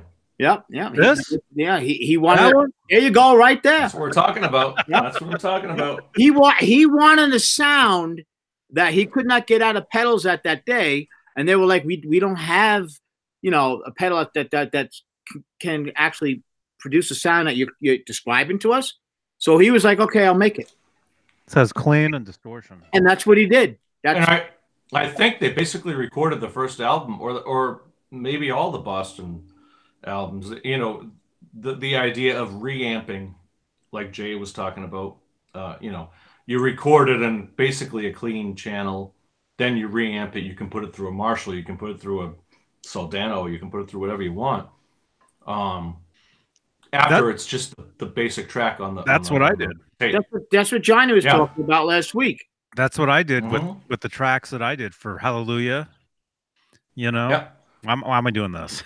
Strumming. That's a strumming song. but the rock man was the, you know, that was the studio tool that you would use. You'd go right onto the tape with the Rockman, and then you can reamp it anyhow you want.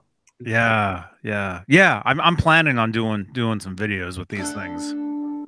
So yeah, look for this guitar. Look for a video with this guitar. Look for a video with this. And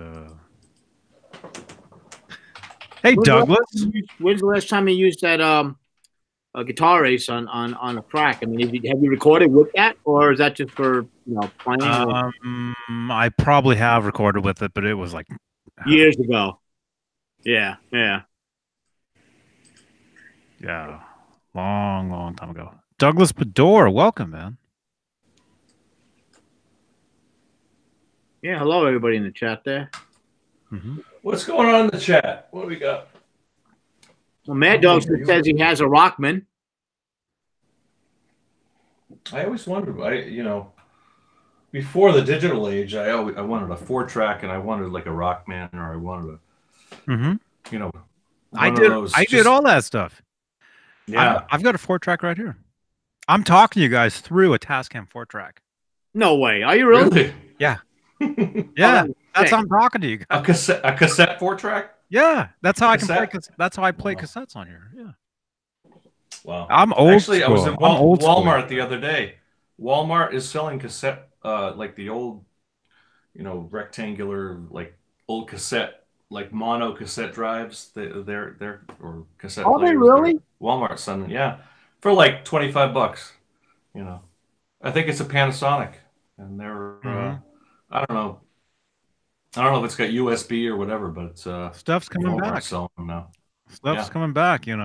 I'm hearing that it's a thing now to put out your demo on cassette. Even though it sounds terrible. Which cassette is that? This is Andy Summers. Oh, cool. I heard he never signs anything. I sent you a message a while back. I know. Inside joke. Finally smashed it. Yeah, send me your address. I need your address. Okay. All right. But I also need a ladder so I can get up there. I can't get. That's the problem. I can't get to those. You told me you have it stored up there. They're up there, and I can't get up. I'll get it from you at next year's NAMM. So I'll save you the postage. If I can get up there, that's the problem. Is I can't get up there, and the things are like far back. I found this the other day. I don't even know what's on it. Oh my gosh! From when I was in college. It's an old reel-to-reel. Oh, you gotta check that out, man. It's from college. Anyway. Do you have the machine to play it though? I don't have a machine. I gotta buy one. Is it audio or video? Audio.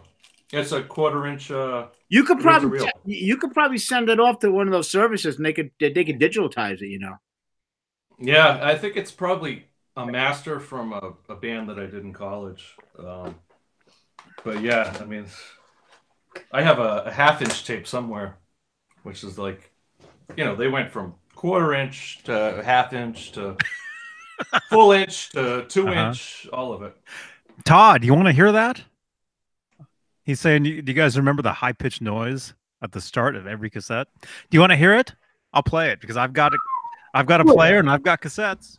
Let's hear it. Okay, hang on. Tell us what you're playing though, so beforehand, so we can have an idea. Well, the music. The problem is I can't play the music. Do I have any actual? I wish I knew what was on here. I don't know what's on there. I still have my cassette alarm clock at my next to my bed. Let me see. From early 90s. Actually, I might be able to play the very beginning of this song. I don't think this song is too widely known. I can actually play the beginning of this. Tell me what this song is. Okay, I'm gonna play the very, very start of this song off this cassette I just found on my desk.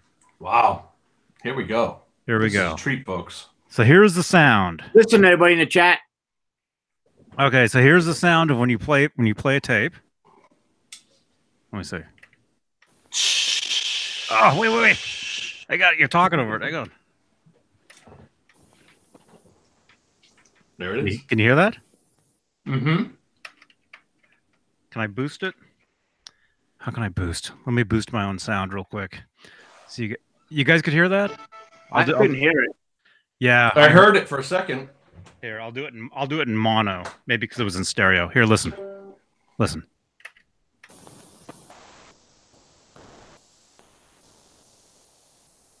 You hear that? Yeah, I've heard exactly. it. Yeah, yeah. That's going from that see-through white. Remember that there was no magnetic tape on the beginning of it. Then it jumps over the magnetic side. I think that's what you're hearing. Where's my sound? Here, let me boost my own mic.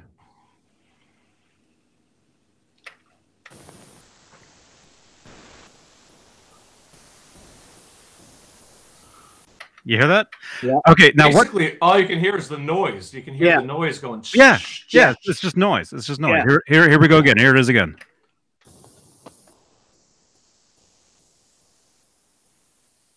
Yeah. Okay. What song is this? Is that John Beale might know what song this is. This is an actual tape. It might be super loud, so I don't want to. Here, I'll turn it down a little bit. I'll play just the very beginning of this tune. And John, actually, the chat, before John will know it. The chat, let me know what song this is. Here we go.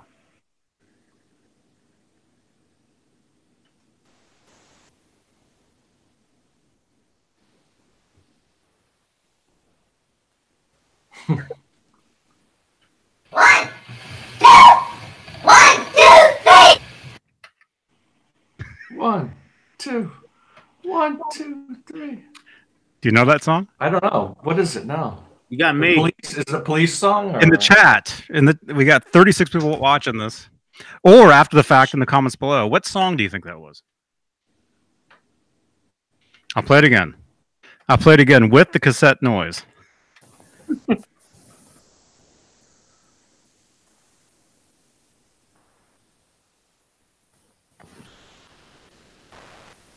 Yeah, you could hear it jump over. Yeah. It's all noise. 1, 2, 1, 2, 3. All right, we got She's a Man-Eater. We have Mickey Mouse. We have Alvin and the Chipmunks. Donut City. We have Noise, Noise, and Noise. Let me turn the pitch down. Maybe. Yeah, it's all noise mostly. Here it is with the pitch turned down a little bit. 1, 2, 3. I wonder who that is. That's What? Is it Billy Squire? It sounds like the stroke. Here, I'll play the. You know that song? I can play the first part of it. I think. Very quick. YMCA. Very quick. Here we go. Somebody got it already. I'll play the first. Play the first 4 notes. Yeah, Terry. Here we go. 1, 2, 3. Donut City. Oh, yeah. Or, yeah. That's a good tune. There it is. There it is. Yep. Yep. Yep. Actual tape. Actual tape. Now, that's the soundtrack with only one of Ed's songs, right? Yeah. It's only got Donut City, right? Yeah. Yeah. I have the DVD. That's all that in was the other room. released. That's all that was actually released That's on a it. great. I might have the film. I don't know if I have the film. I have it in on one of my drives. Hopefully, you guys can still hear me. I just put my. The wildlife. I just put it back. Here, let's try this.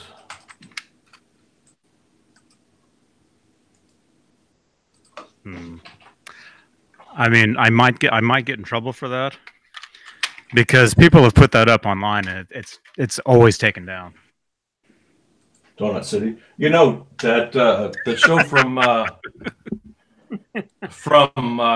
Uruguay that you put up last week. That guy had that 40 seconds that you had with the double neck. He took it down. It's gone. I know. It's gone. I know. Oh, am I too loud? I didn't realize my volume's turned up. There. How's that? Is that Goes down the same to me. is that normal? There you go. K-Tel? Dude, we got everything here, man. You know K-Tel albums, man? We got everything, man. I got K-Tel here too, man. I got the Hit Express. Look at that thing. And look at that. What is that? Actually, what record does that kind of look like? Yeah, yeah. Different kind of truth, right?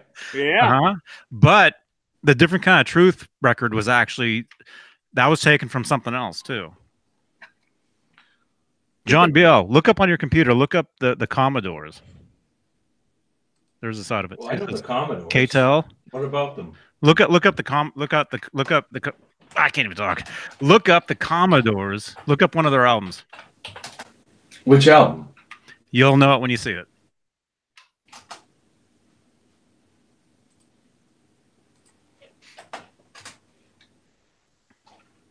Speaking of the Commodores, wasn't Lionel Richie? Wasn't this? Yeah, this guy was in it.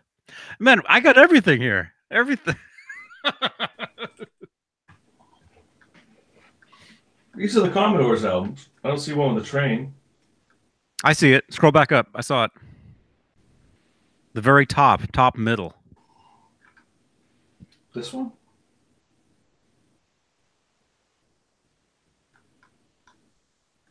I don't know. It's right there. You got it. Which one? Here, right in the middle. See, I'm looking at your screen. I see it. Nope. I see it. It's right there, right in the middle of your screen. Oh, there you go. Yeah. Scroll up. There it is. Yeah. Moving on.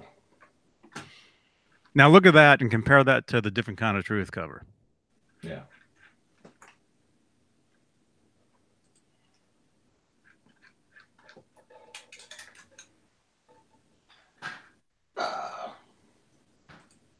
Yeah. Very similar. Or is it the same? I think it's...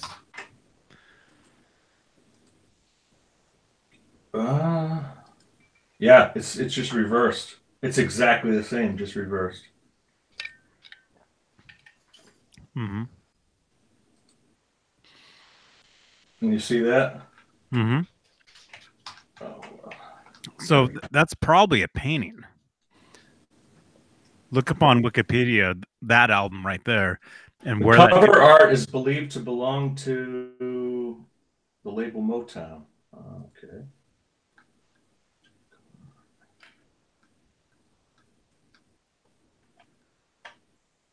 Interesting. Yeah, Douglas J was here earlier.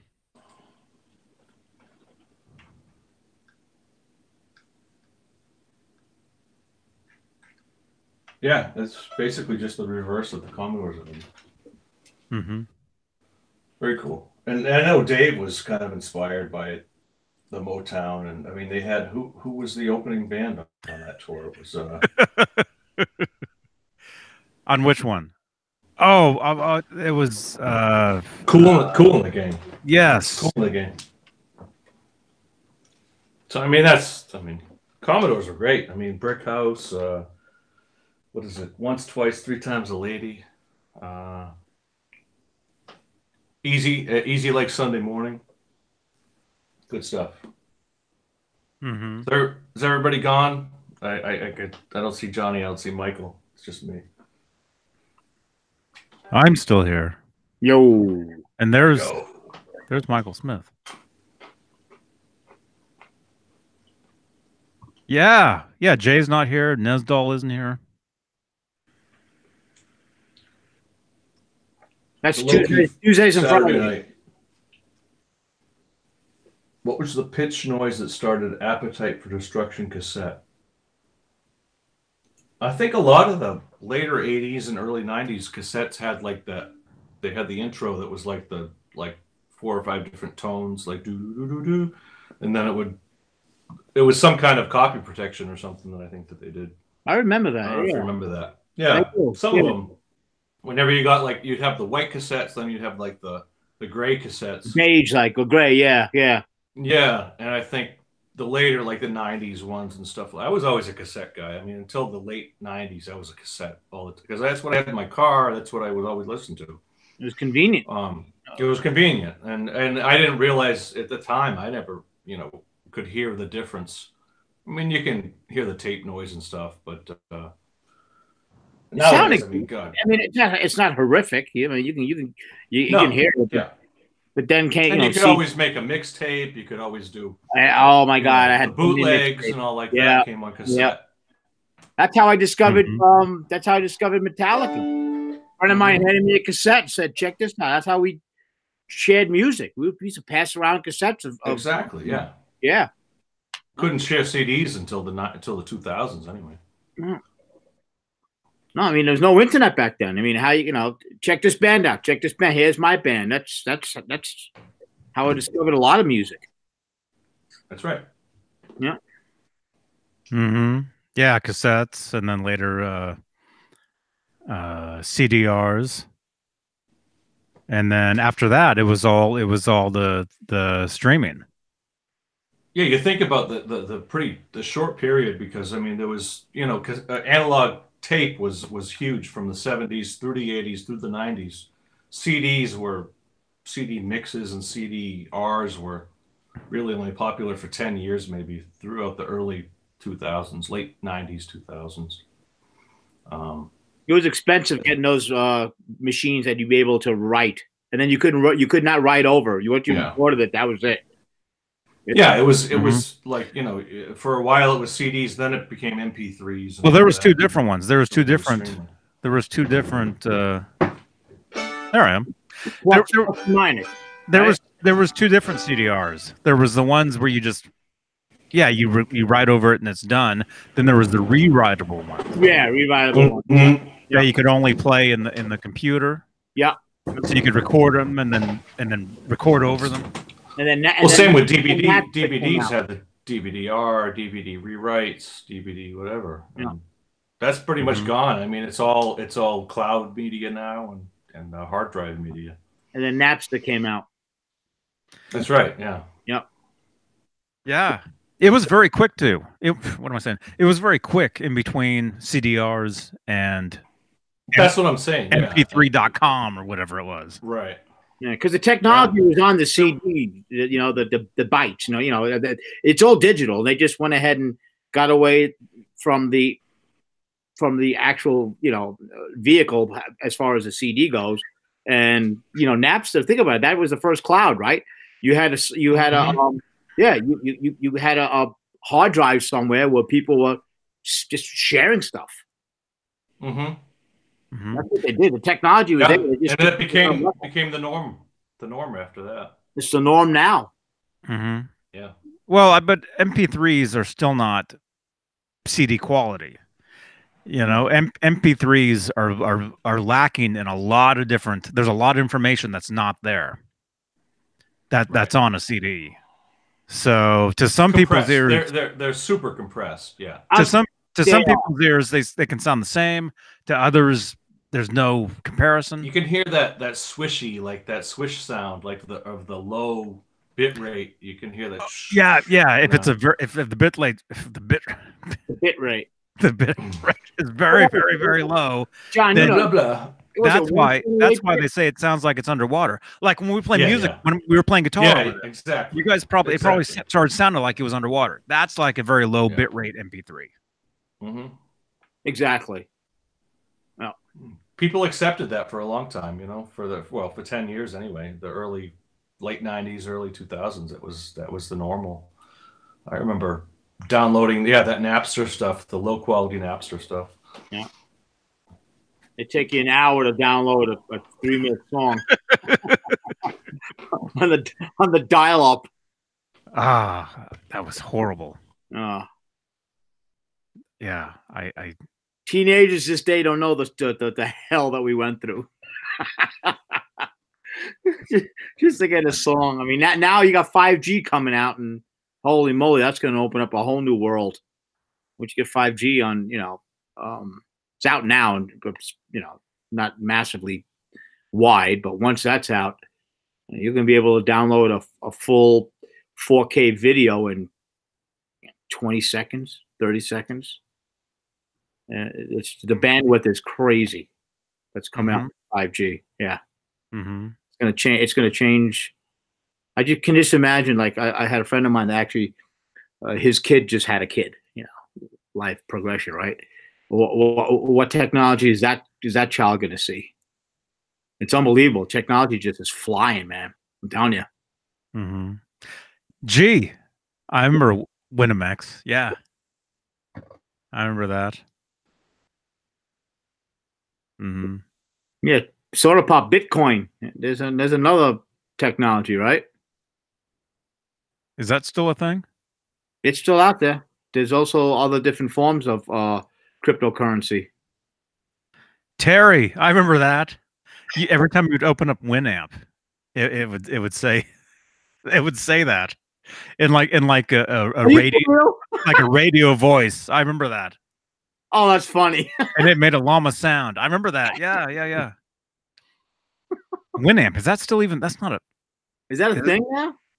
Is that even around? It was a player. It was an MP3 player on the computer. Jay's wielding a massive wrench. I haven't seen Winamp in years. Oh wait, I still have it on my computer right here. Winamp, there it is. Do you really? Yeah. Does it still do anything? Don't open it up; it might crash. Yeah, I'm not going to open it now. Yeah. I'll open it later and see if anything. Yeah, I still have it on my desktop. Winamp. If you open up now, all your files are live. I remember that. I remember the old the you could download the bootleg files of like Adobe and all that stuff. It was the one that you could open up all those huge files. Hey, Alex. Hey, man. Cool. On his way home. Alex. Yeah, great. We were messaging the other day, right? I think. Yeah. Great talking to you, man. If it was you, I think it was.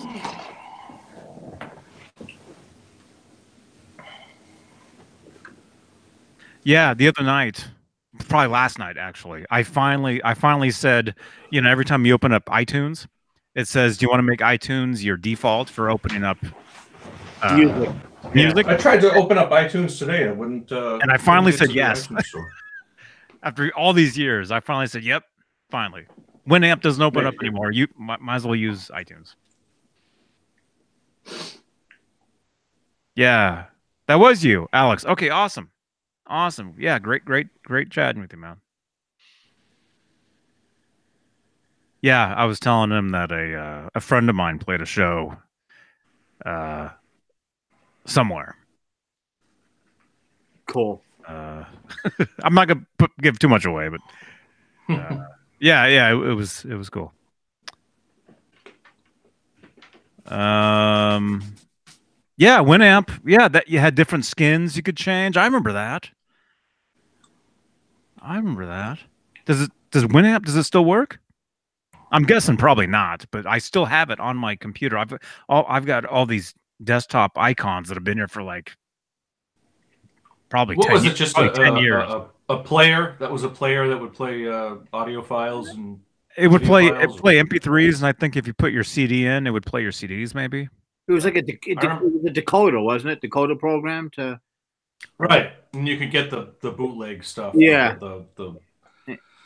I remember getting those early files of like Adobe Premiere and Adobe Photoshop and the illegal files. Right, yeah.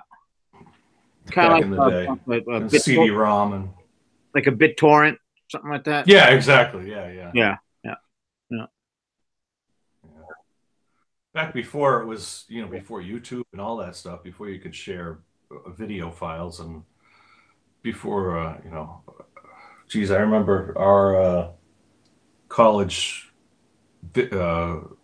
senior video project. It was like, 14 gigabytes, and it was just like a huge file at the time.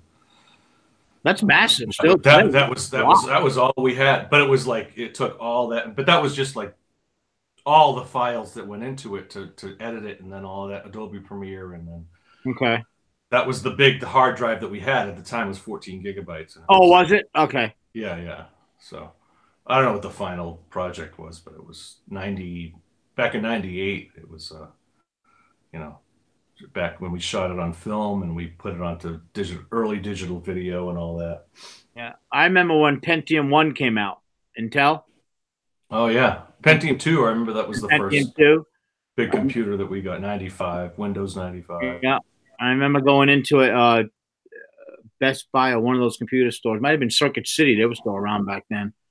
And they had two computer screens up, and they were downloading a photo on this one, Pentium 1, and downloading a photo of Pentium 2 on this one, and you'd literally see like the picture generating, and it'd be like twice as I remember the first time I saw it, like an actual photo on a computer, and it was like, I think it was like a Bugs Bunny, or it was like a frame from a Bugs Bunny cartoon. Really? And it was the whole car, like it was a full resolution, but it was like, probably at the time, whatever, 480 or something like that. And it was like, wow, look at how the colors, it's got all the colors and all the. Yeah.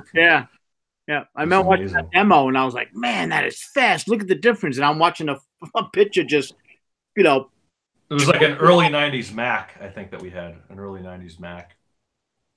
Okay.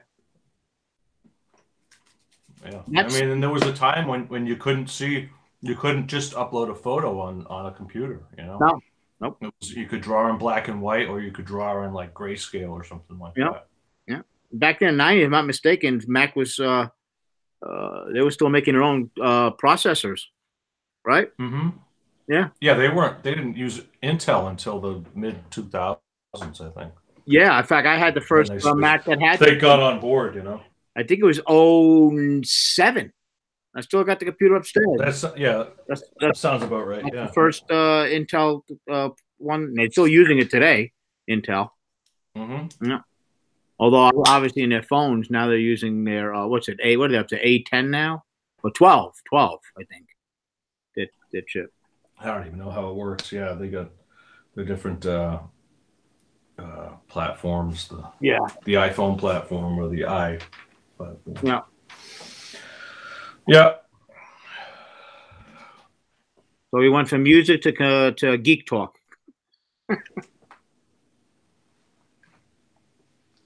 I've been on a kick of downloading stock footage. This is all early stock footage of like cartoons and. I'm saying, look, that's pretty cool, man. It's just crazy, weird stuff from. I like that kind. Like the 20s and 30s. They had some freaky cartoons back then, man. Yes, there was some weird stuff. The early like Disney, even the early Looney Tunes stuff. It's good stuff. Even like Betty Boop and Felix the Cat and all that stuff. Yeah, sure. Mm-hmm. Yeah, weird, man. Weird stuff. Crazy. Did you guys see the Bill and Ted teaser with Keanu Reeves and no? Alex, what's his name? Alex Lifeson. Not Alex. What's his name? Alex Winters or something like that. I forget his name. I saw Alex Summers. They were coming from the Hollywood Bowl, and the two of them were saying like, "Yeah, don't worry about it. We're coming out with Bill and Ted 3. They're working on it this summer, I guess. This summer, film it this summer. Yeah. No. That could be pretty funny. Let's hope so. Yeah. Okay, one topic that's going on. Oh, go ahead, Johnny. I'm sorry. You like I don't know. I haven't seen those movies. I don't Have think you seen them ever? You've never seen them, or I think the first one I know I saw. The second one, Jay. I'm sorry, Jay. The second one, I don't think I saw the second one. I'm sure you saw it. It was on HBO for like a year straight. I never had Cinemax and all those. No? I never had any of that stuff.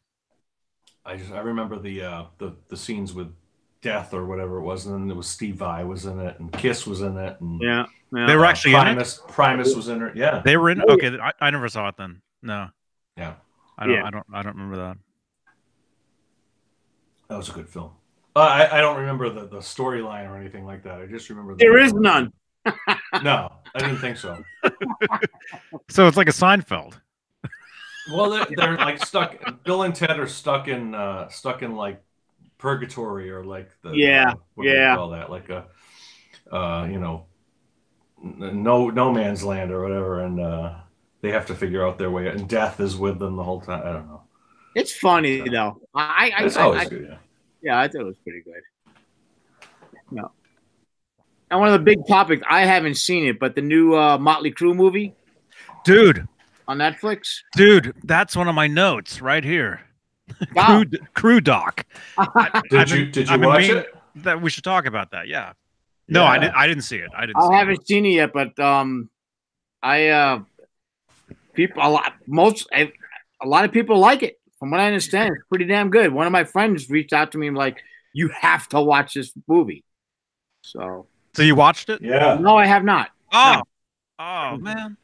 Well, how can we talk about it if no one here's seen it? I wasn't sure if anybody saw it. Oh, 'cause I wanted to talk about it. I wanted to actually talk about it, but nobody's. Play the trailer. We haven't seen Or is it. that not good? No. Like John, anything commercial you can't play on here. All right. I gotta watch that. That looks Okay, cool. people in the chat room are saying, let's see. Mad Dog said it was good. Watched it last night. Mm-hmm. Dutchy says I watched it the other night. It's not bad, a little cheesy, but worth a watch. That's what I would expect. Yeah. I heard the guy cheesy. that played Nicky Six was dead on. Looked like him and everything. And I think Lee also. Tommy Lee. I think Tommy Lee. Yeah. John says he saw it. What'd you think of it, John? Did you like it? Terry, yeah, somebody told me. Somebody was telling me that Tone King and Nick I've Knight only were heard watching. good things about it. I've only heard good things. It sounds like it's better than what was the one that they had for Van Halen a couple months ago. Oh, that was horrible. I started watching that. terrible. I watched about maybe 40 minutes of it, and I stopped. Yeah, that was just a joke. I mean, this one's like a real, actual film. I don't think that one was. I don't know who produced that, but that's pretty terrible. I was hoping it was going to be good. I mean, Yeah. I still have it on my DVR, but I don't know if I'll ever go back to watch it again. The first four, I mean, I it's one of those movies, you love the band and everything. I'm like, yeah, come on. It's going to pick up. It's going to move. It's going to pick up. Right. And I'm like, I turned it off. I got bored. Yeah. Mm-hmm. Yep. Alex, I'm going to send you a DM on Instagram real quick. I want to tell you something. Yeah, one of us should probably watch this Motley Crue one. That's our homework. I'm going to watch it. I've been meaning to watch it. I'll watch it. I'll watch it this week at some point, I'm sure. Yeah. Man. I There's think nothing else good on TV. How long? It's like an hour and a half, I think, something like that. It's not really. It's like a full 90-minute film. Yeah. No. I mean, they really get into the weeds, from what I understand. They really, they tell you what happened, man. It's tell-all, which is pretty wild, Well, man. you guys remember the Behind the Music? Yeah. Yep. VH1. They did it with every band. I mean, but Yeah. Motley Crue in particular, talking about touring with Ozzy and snorting ants at the Alamo and pissing Yeah. on the Alamo and Yeah. and then I guess that they cleaned themselves up on the going to Monsters of Rock in Moscow. I think they were the only band that was like sober during that whole Really? supposedly during that whole thing. Monsters in Moscow, and then there was What is they this? got a huge Motley Crue. Some of their history back in when they were Behind the Music. on Oh, the VH1. Behind the Musics. Those Yeah. were good. Those were Yeah. good. I would watch a lot of those. A lot of those episodes. Oh yeah, they were in. I think my the favorite Motley Crue one. I think they did one on the Police. I think I'm sure they did. Behind the Music, and that was my favorite, of course. There was never a Van Halen one. No, There was it never was a a rockumentary. They did a rockumentary, but they didn't do a Behind the Music. They did two. There was two different Van Halen rockumentaries. Was there? Mhm. There was one in '89, which most of the footage was from the Van Halen Unleashed. If you guys remember that, a lot of the footage was from that. And then there was another rockumentary, which really wasn't as good. The first one was better, but there was a second Van Halen rockumentary, and we're talking about on MTV. there was these documentary shows called Rockumentary. Yeah. The Van Halen one was in '92, and it basically focused on carnal knowledge era. I remember that. Dutchie says that the ant sniffing scene is in that movie, in the Netflix special. So there you go. Oh yeah. Yeah. Oh, I heard. I remember that from. Was it the? I don't know if it was the same incident, but I think Ozzy got arrested for pissing on the Alamo. Or He did. Yeah. Yeah. So I mean, it's the same with Van Halen. I mean, through Ozzy and Black Sabbath gave them their start. You know. Yeah. Back in the '78 tour, they were touring with Black Sabbath, and Motley Crue touring with Ozzy, and Metallica touring with Ozzy, and all those bands that got their start. He brought a lot of bands. You know, absolutely. Yeah. Yeah. Van Halen blew him off the stage. Yeah, that was for sure. Yeah. I was thinking of that. I was listening to Black Sabbath and thinking about Tony Iommi, and it wasn't. I don't think at any point was it Tony Iommi giving Eddie Van Halen tips. I think it was the other way around. In '78, because Tony was probably not in the best of shape at that point either. No. So he was just going through the motions, and I think he was probably in awe of Eddie at that time and learned a lot from him. I'm sure. I mean, obviously, the Van Halen guys learned a lot from touring with a band like that. Playing big arenas and stuff for the first time. But I wish I could have gone back to that tour in '78 and go to see Black Sabbath and Van Halen's opening for them. That must have been so freaking awesome. Oh my God. Yeah. Yeah. That man.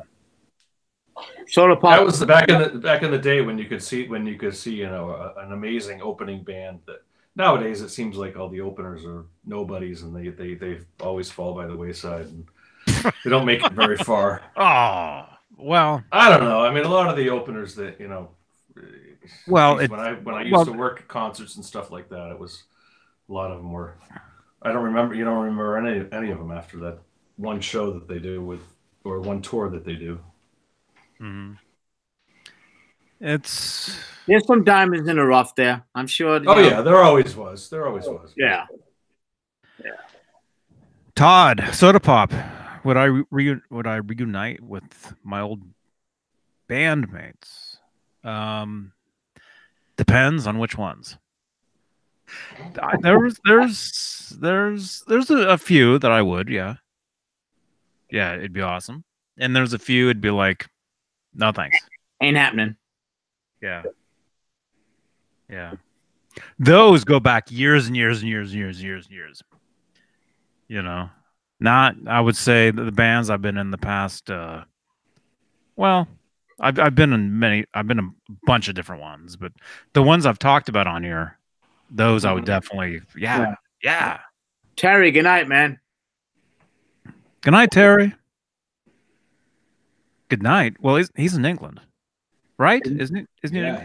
What time is it there? Early morning over there, right? Morning. Maybe he's going to bed. He might have been up all night. It's like 7:30. We kept him up. Good morning, Terry. Mad Dog says, imagine being in a band with Nesdal. Well, that's what this kind of is. Man, I'm always amazed by the people that Dave knows. My God, I mean, he's always pulling these guests out that are just full on, amazing musicians. Grammy award-winning musicians that he's got coming on with him. It's amazing. Dave has a huge history. I was looking. I found a couple of catalogs from is it Manny's? When Dave, I know Dave worked there for a little while. Manny's Music. It's got the whole. Yeah. I think some of them have the whole shot of the people at that time, like a whole staff shot. Is he in there? That's what I was looking for. I didn't. Well, look for a guy with hair. Yeah.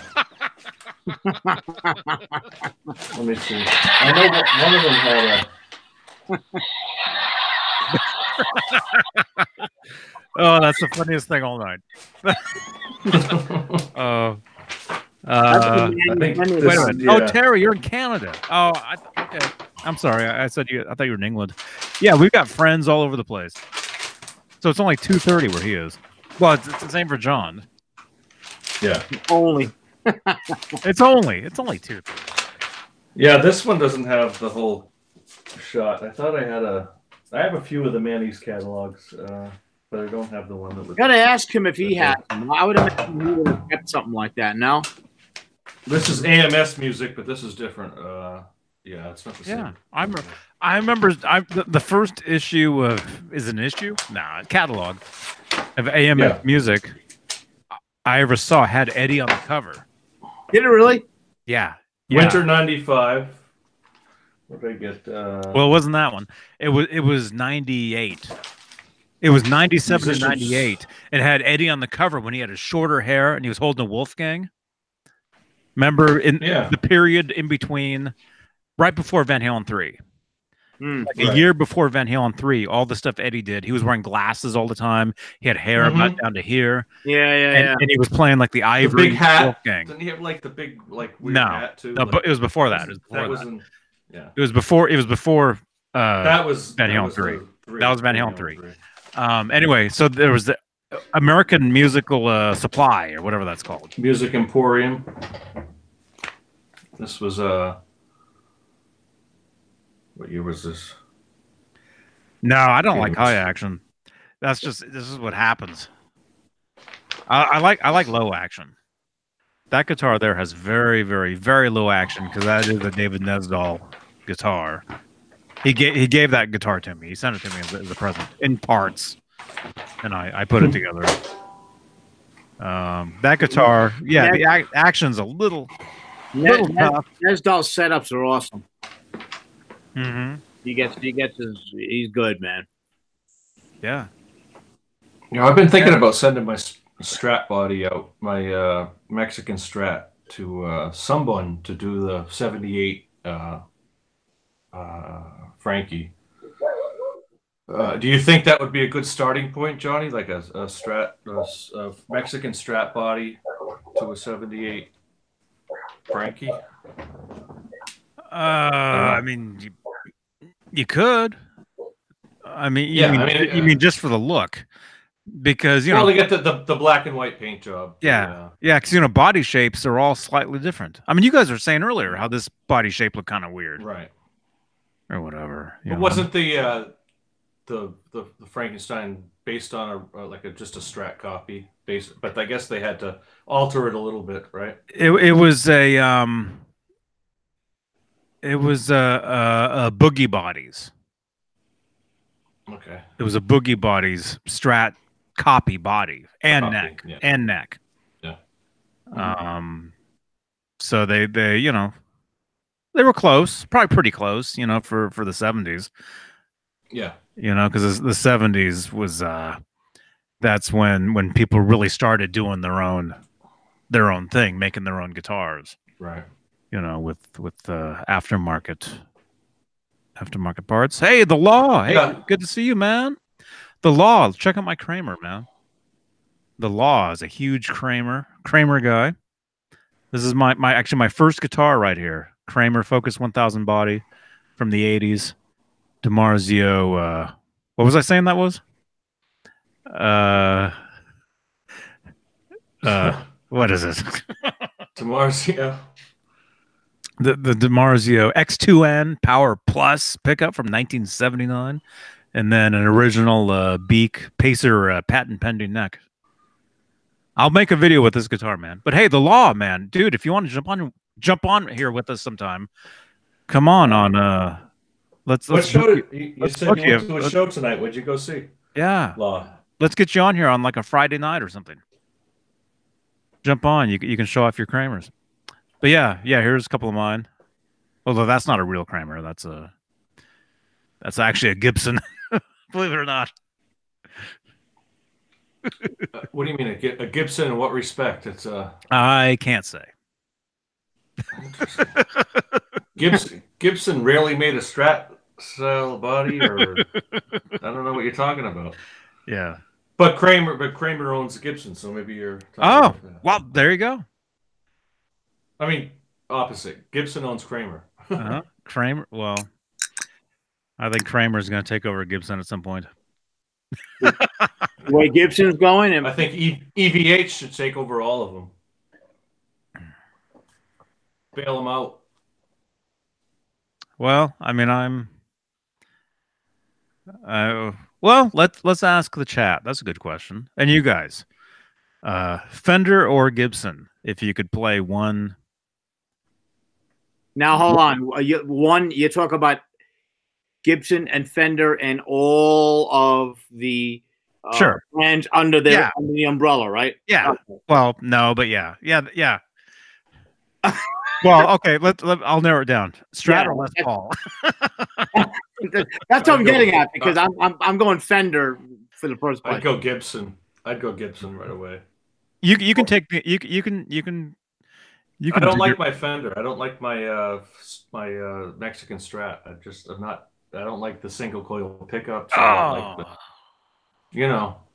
maybe it's because they make a lot of noise. I mean, that's the first thing that but that's dude. Remember the tape hiss? That's what's cool. The 60 cycle hum, man. That's what's cool, man. You've got the Elite Strat, which has got noise canceling pickups, and it's got all that. And I've got a 90s Mexican Strat, which is just noisy as hell. Man. What are you playing back there? What? Oh no. Oh. There's been times I've gone through cycles where did you see that? What was that? What am I playing? I don't know. It looked like was that a building imploding? Oh no! Don't rewind it. Don't rewind that. This girl's on the beach. Oh my gosh! I was thinking of the wrong thing, man. Oh man! Holy crap! Here, I'll show you a good one. See, I got all these Pasadena stuff from. I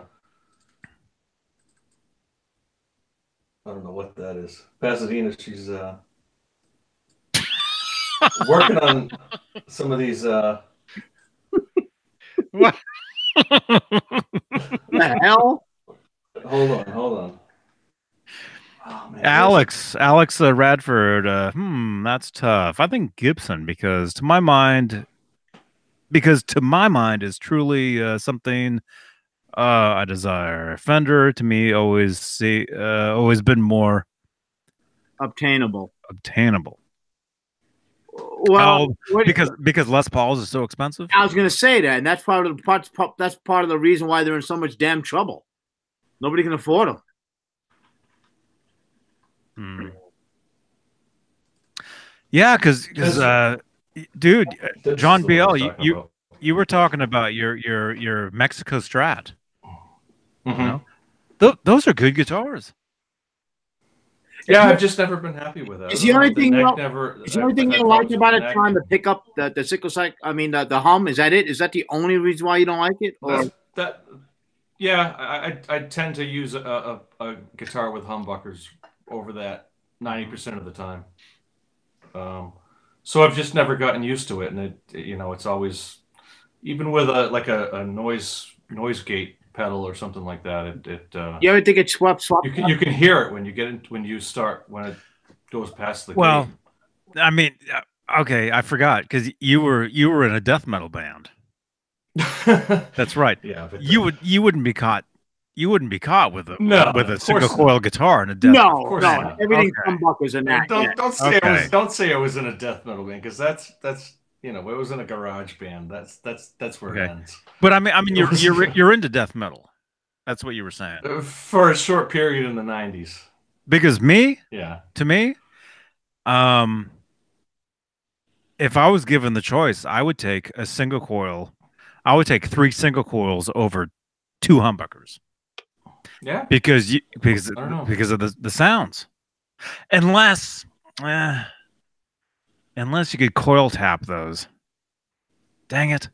If you could coil tap 2 humbuckers And you guys know what that means, right? Yeah, absolutely. Yeah, they sound like a single coil. Okay. That's like my BC Rich. Where you coil sounds like a single coil, but it cancels out the hum. Where what you do is a coil cut, coil tap, whatever.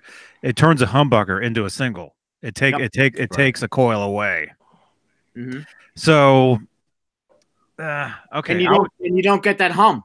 Well, I dig the hum. I like it. Well, I'm saying in a coil tap though. Right. Yeah. Well. Yeah. Well, there's always a way to get for any Strat. There's always a way to get rid of the 60 cycle hum. You listen to Simon. Vaughn, you listen to Jimi Hendrix, and you don't hear the hum on their recordings. You listen to The Edge, you don't hear the hum on their recordings. They're somehow they eliminate it completely on the mastering of those recordings. Well, it's EQ. Records. Well, yeah, recordings, professionally recorded, professionally recorded recordings. You guys, I know what I'm talking about. I've been studying this stuff. It's all EQ. Yeah, you can pull out that 60 height. You pull out certain frequencies, and that's what mixing is. When you guys what am I saying? Mastering, like when they master an old recording, right? Well, it's before that. It's before mastering. Oh, okay. But it's before that. But mastering is like what seals the deal with all that. Okay. Okay. But anyway, I don't know what you guys are talking about. But hey, here's the pickup. Mixing, yeah. You guys remember that last night Jay and I were talking, and Jay's like, "Oh, that's that pickup I hate." This is the pickup right here. I think it's called the Humbucker from Hell. Oh yeah, is what it's called. Jay hates it right there because it's basically it's a humbucker, but it sounds like a single coil. That's a DiMaggio. DiMaggio, and I tried giving Jay this pickup because he needed a pickup for one of his guitars at one point, and this would have fit right in. And I'm like, hey, go ahead, huh? And no, yeah. I was gonna say... All right. Well, I guess the pickup is really hot, but it's got a really a lot of high end. Is that what it is? I don't think it's even that hot. I don't know. It's Douglas. Anyway, this is if you guys remember last night when we had Rob on, I had this guitar sitting back here, and there was a pickup just like sitting in there. This was it. Okay. Yeah, that was it. And I would actually probably love this pickup now that I love how much I love single coil stuff. So I'll throw this into something and try it out. And yeah, but I'm such a huge fan of single coil, just that sound. So I chose Fender for the question. I like a cleaner sound. I like just a dirty sound myself. I don't really like. That's why you chose Gibson. Really because of the hum. I like. Yeah. Just a cleaner sound. I guess the single coil will distort quicker than a humbucker, but I don't know. I've never had. I don't. Did you ever think of most of the guitars I have? Guitars I have are. You ever think about changing out those pickups on that? Yeah, at some point. That's why I wanted to do something with it. I wanted to, maybe make it if I could get a good paint job on it, if I could find someone who could do like a 78 job on it, or and keep the Fender tremolo and the right. Maybe get a Warmoth neck that would have the CBS headstock and the bird's eye and all that. Right. And just throw some noiseless pickups in there, man. The black pick guard with the one humbucker. Yeah, it was a free. Anyway, I got that Strat for free at working at the club that I worked at. Somebody left it over, so I inherited that. So it's basically my experimental guitar, I guess you could. Well, that's cool. I always wanted to change it up to a Floyd Rose, but it's so hard to change a stock Fender into a Floyd Rose. So I don't think that's going to happen. Not if you have a drill press. I don't have a drill press. Everybody has a drill press laying around. all you got to do is do the two pivot, points for the Floyd, and that's really it. But you got to get the intonation correct as well. Right. Which is why Ed had, which is why there's so many different positions for, and he needed the quarter, and he needed to move it the different Floyds that he had on there, the different tremolos he had on there. Didn't he move them within a couple of quarter of an inch or something like that? I remember reading. Right. I remember reading in an interview with him. This would have been when he started using the Floyds, which would have been somebody wake up. Can somebody in the chat wake up Nesdal? I'll call him. You'll call him? Okay. No, I won't. when the Floyd Rose when Eddie first started using the Floyd Rose, he had it on his guitar, but when he would record, he would switch the bridge back to a regular Fender tremolo because he thought the Floyd Rose had too much of a bright, brittle sound. Right. At the time. So he would be because he used, I think up until 80 he used the regular like kind of Fender style tremolo, and then after 80 he switched to the Floyds, didn't he? He'd be switching be switching them back and forth. Yeah. Mm-hmm. Yeah. Yeah. Yeah, he was. Soda pop.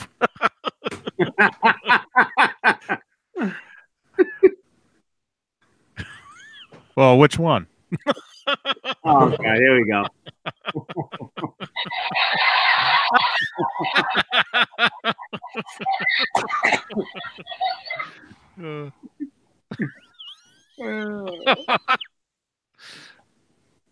Oh God! Wow. Oh, Eddie used to overthink everything. Yeah, I think that goes without saying. I think not that he overthought everything, but he tried everything. Well, from the boiling strings. Well, he was always looking. Yeah, always looking for the next thing, something better. Mm-hmm. Douglas, I know, I can't stop laughing either. And that's how it is. That's how it is. You're always, you guys know how many different pickups and necks and bridges this guitar has had on it. Over the years. Yeah, this guitar, I can show you pictures of this body, and this has been at least 20 different guitars over the years. This one here, and he's still doing it today. I mean, he's always looking for something different. He's always looking to improve something, to come up with an idea. I mean, it's he's an inventor.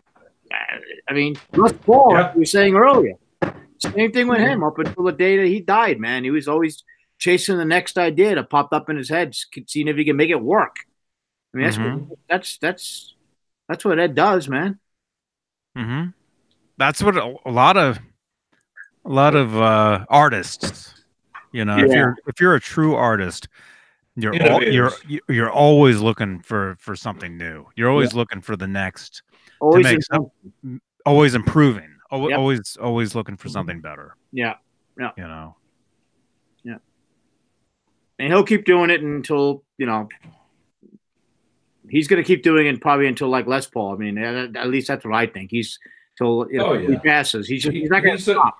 He's an artist. He's going to until anybody like that until they, like Les Paul until they're gone. I mean, and he's like I keep saying. I think he's at some point he's got a solo record in him, and I don't see why he wouldn't. Well, do that or at least put out some of the stuff that he's. Exactly. Over the 30 years that he's had his own studio. We've all seen that interview. I think it was on CBS. I forget what it was. And they were talking with, I think it was what year it was. It was the first tour with Wolfie on it, or maybe the second tour.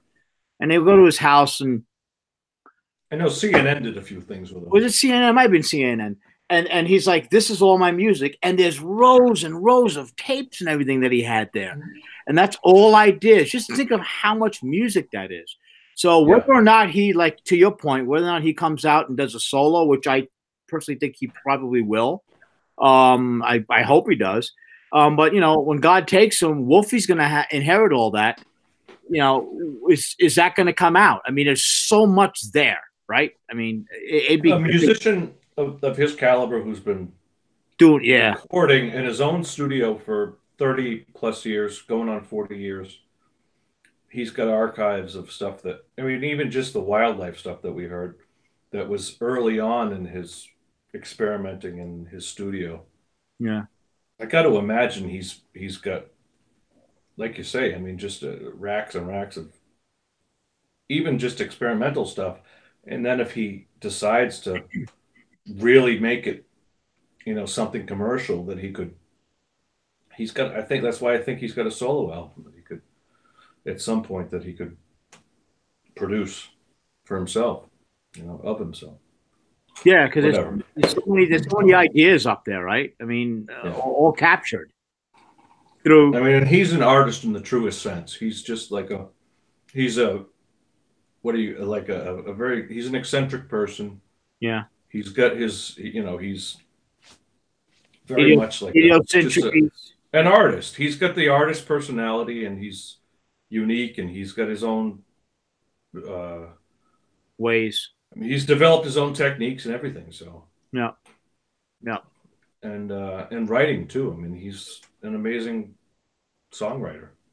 Oh, he is. I always said that he's you know, obviously he's a one of the best solo. He's one of the best guitar players ever to walk the planet. But solos is what everybody thinks about. But his rhythm playing, you know, is it's underrated as far as I'm concerned. When you hear Eddie Van Halen or somebody speaks of him, everybody thinks eruption, you know, solos and everything. Man, those rhythms, you know. But he wrote in every other track. I mean, he really wrote the music for just about every other every song that they released. Yeah. So it wasn't even the solos are what he gets credit for, but everything else is underrated as far as his songwriting. Yeah. Yeah. There we go. Oh, my mic wasn't on. I think I know what you guys are talking about. Yeah, Eddie wrote the music. Every Van Halen song, right? Is that what you're saying? Yeah. Yeah. Sleep is for the weak. That's right, Alex. Although we have 2 minutes left. We really should call these things at I'm hearing you, man. 3 a.m. because I get real quick. I want to show you guys. Here's this guitar right here. Here's the original neck right here. Oh yeah. Oh, and cool. you can see I covered up the focus too. Yeah. I did that, you know, with nail polish and then some sort of sticker. I did that back in 89 or 90. Yep. Oh, that's crazy. You know, so it just says Kramer. That's what I was saying. Yeah. So you look cool. Like, oh, that's a Kramer, man. What do you want? There was nothing there. There was a time when Kramer was, you know, not the greatest to have on your. Well, the focus, you know. Although now, you know, these original things, it's like, well, yeah, everybody wants. And look at this. I wasn't joking around. This is my original. But you know, that's what I thought know? back in the day. Like, God, the Focus has it's got. I mean, just the specs on it. I mean, it has a real Floyd Rose. It's got a locking. You know, it's got good. What was it, Godot tuners or something, or the Kramer? The Godos. Yeah. Soda Pop. This is old gear. Yeah, look at this. My original neck. Look at the. It's got the rosewood. Look at the wear on those things. Look at the wear right in there. Yeah. Right. Look at all the. Even on the back of it, Johnny, when you flipped it over. That's what happens when you don't clean your guitars. They get eaten up. Flip it over. Yeah. Yeah, look at that. Yeah. When you don't get the same. You get the. Yeah. The Floyd Rose, and then you get the bar. The retainer, string retainer. Yeah. Mm-hmm. Yeah. Mm-hmm. So this is the neck from, well, obviously same color, you know, but I love the old Pacer necks. I love the shape. You know, this is awesome. I'll just say. Okay. All right. Can I do this? There we go. And then our good friend Put Buzik, that anywhere. who went to bed already, he gifted me this neck when Nice. he gave me the Wolfgang. So this is a Stripe Series neck. Cool. Right here. Looks so short. How many frets is that? 22? It's regular. I mean, it's the angle. It's the angle. It's a regular EVH Stripe Series neck.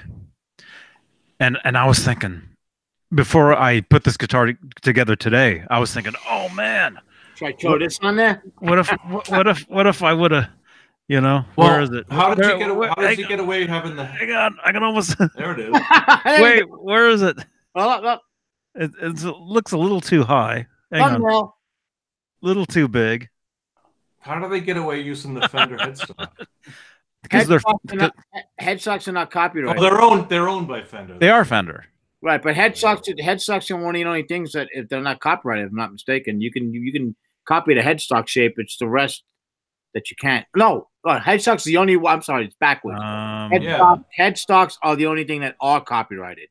I got that. Because like Charvel would have this. Yeah. This is a Fender. Yeah, I'm Yeah. wrong. Yeah. The headstocks are the only thing that are copyrighted. Everything else is fair game.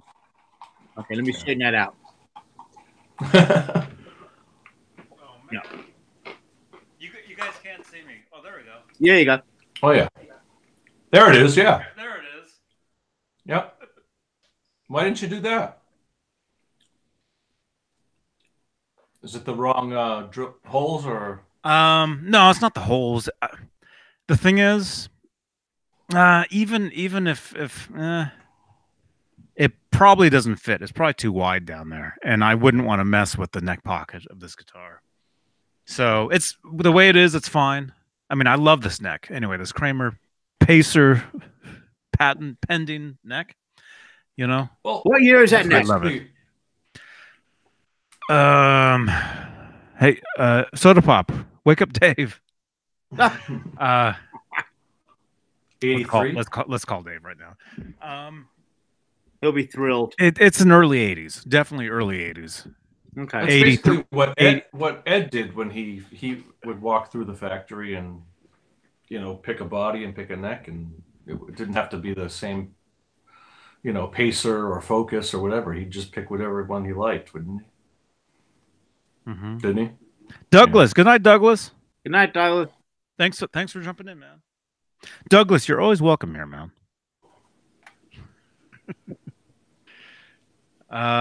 What? Yeah, whatever. It's 12:03. I should call it. All right. I'd like to actually sit here. I'd like to open up Winamp and see if anything happens. Actually, There you go. So, all right, Michael Smith. All right, Thank guys. you. Great talking to you, man. We'll see. We'll see what happens with this video. This will be interesting. Yeah. This was a test. Yeah. Yeah, because you guys, no matter what you guys think, I did not. For last week, I did not. And that's the truth. John BL. Great talking to you, man. Thanks, guys.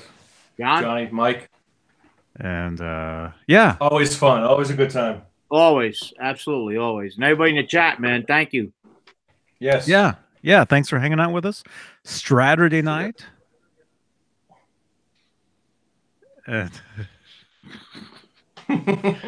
Leave a thumbs up. Subscribe.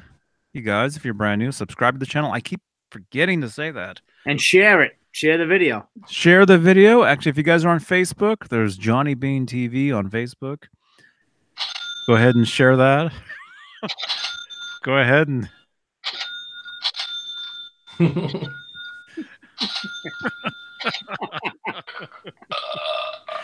oh, There we go. Hop over to the Discord.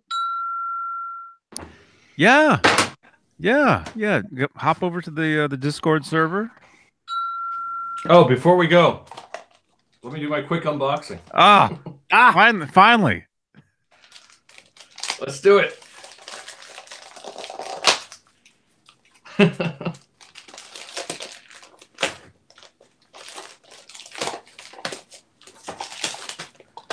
Yay! Share on video. Yeah, so What is that? I never had a copy of the video What is it? hits, so I got video hits. Oh, cool. So it's got everything up Name until the tracks real quick. Jump, Panama, Hubbard Teacher, When It's Love, Finish What You Started, Pound Cake, Run Around Right Now, Dreams, Don't Tell Me What Love Can Do, Can't Stop Loving You, Not Enough, Human Beings, and Without You. Or Human Being. Wasn't it humans? Wasn't it human beings? Humans being. Humans being. Oh, humans being, yeah. And then Without You. How come wasn't Humans Being the last? What wasn't that the From Twister. the Twister? And then From Without Twister. You was the Was last, Van Halen 3. Oh, okay. Green Bay Wacky. Good to see you, man. What's up, Green Bay? Green Bay. You guys. Everybody, right now, we got 32 people. Go sub to Green Bay Wacky. He's awesome. He's an awesome I'll dude. check him out. I watch him all the time, whether he knows it or not. Green Bay, I'm in your chats all the time. Green Bay, I just subbed. I got you. Yeah, he's great. He's great. Check him out. He's got a lot of videos, original songs. Cool, man. And he just has fun, great chats. I just subscribed just now. Yep. Awesome. Good to see you, Green Bay. Thanks for jumping family, in. Green Bay. Awesome. You're welcome, dude. You're welcome. All right, we're jumping out of here. We got to jump. We got to jump. Gotta jump. Jump. Oh, yeah. Go ahead. Jump.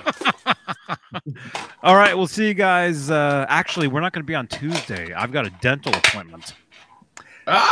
So, hey, Cab 7. Go live.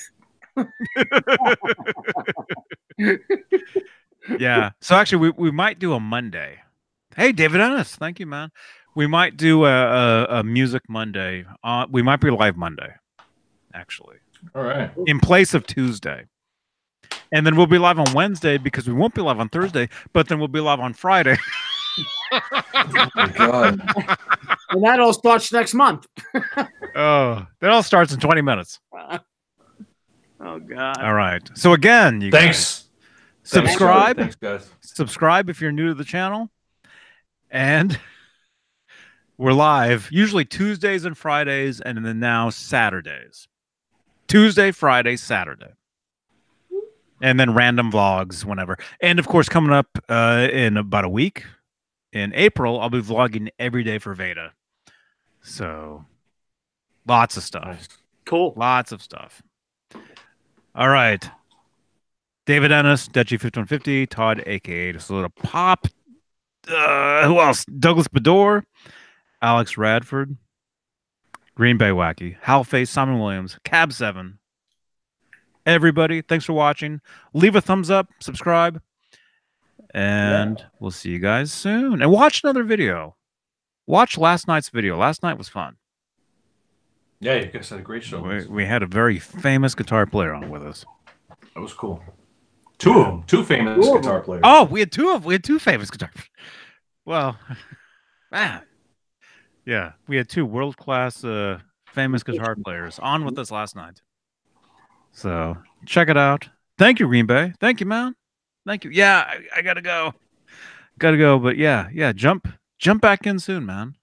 Or Green Bay, Green Bay, come on with us sometime, man. Here you go. Jump on live with us sometime. Definitely. Maybe we'll do maybe a Tuesday or Friday night, or a Saturday, or what we call Straturday. Yeah. Yeah. All right, Simon Williams. Yeah. G, Dutchy, everybody. See you guys later. Johnny Beane TV. There it is. Come on. Poof. There it is. He's got the poof. I got the Johnny Beane TV. And Nolan Bean, what was uh-oh, look out. He's wearing the beads. Don't. How do you think I got these? Oh.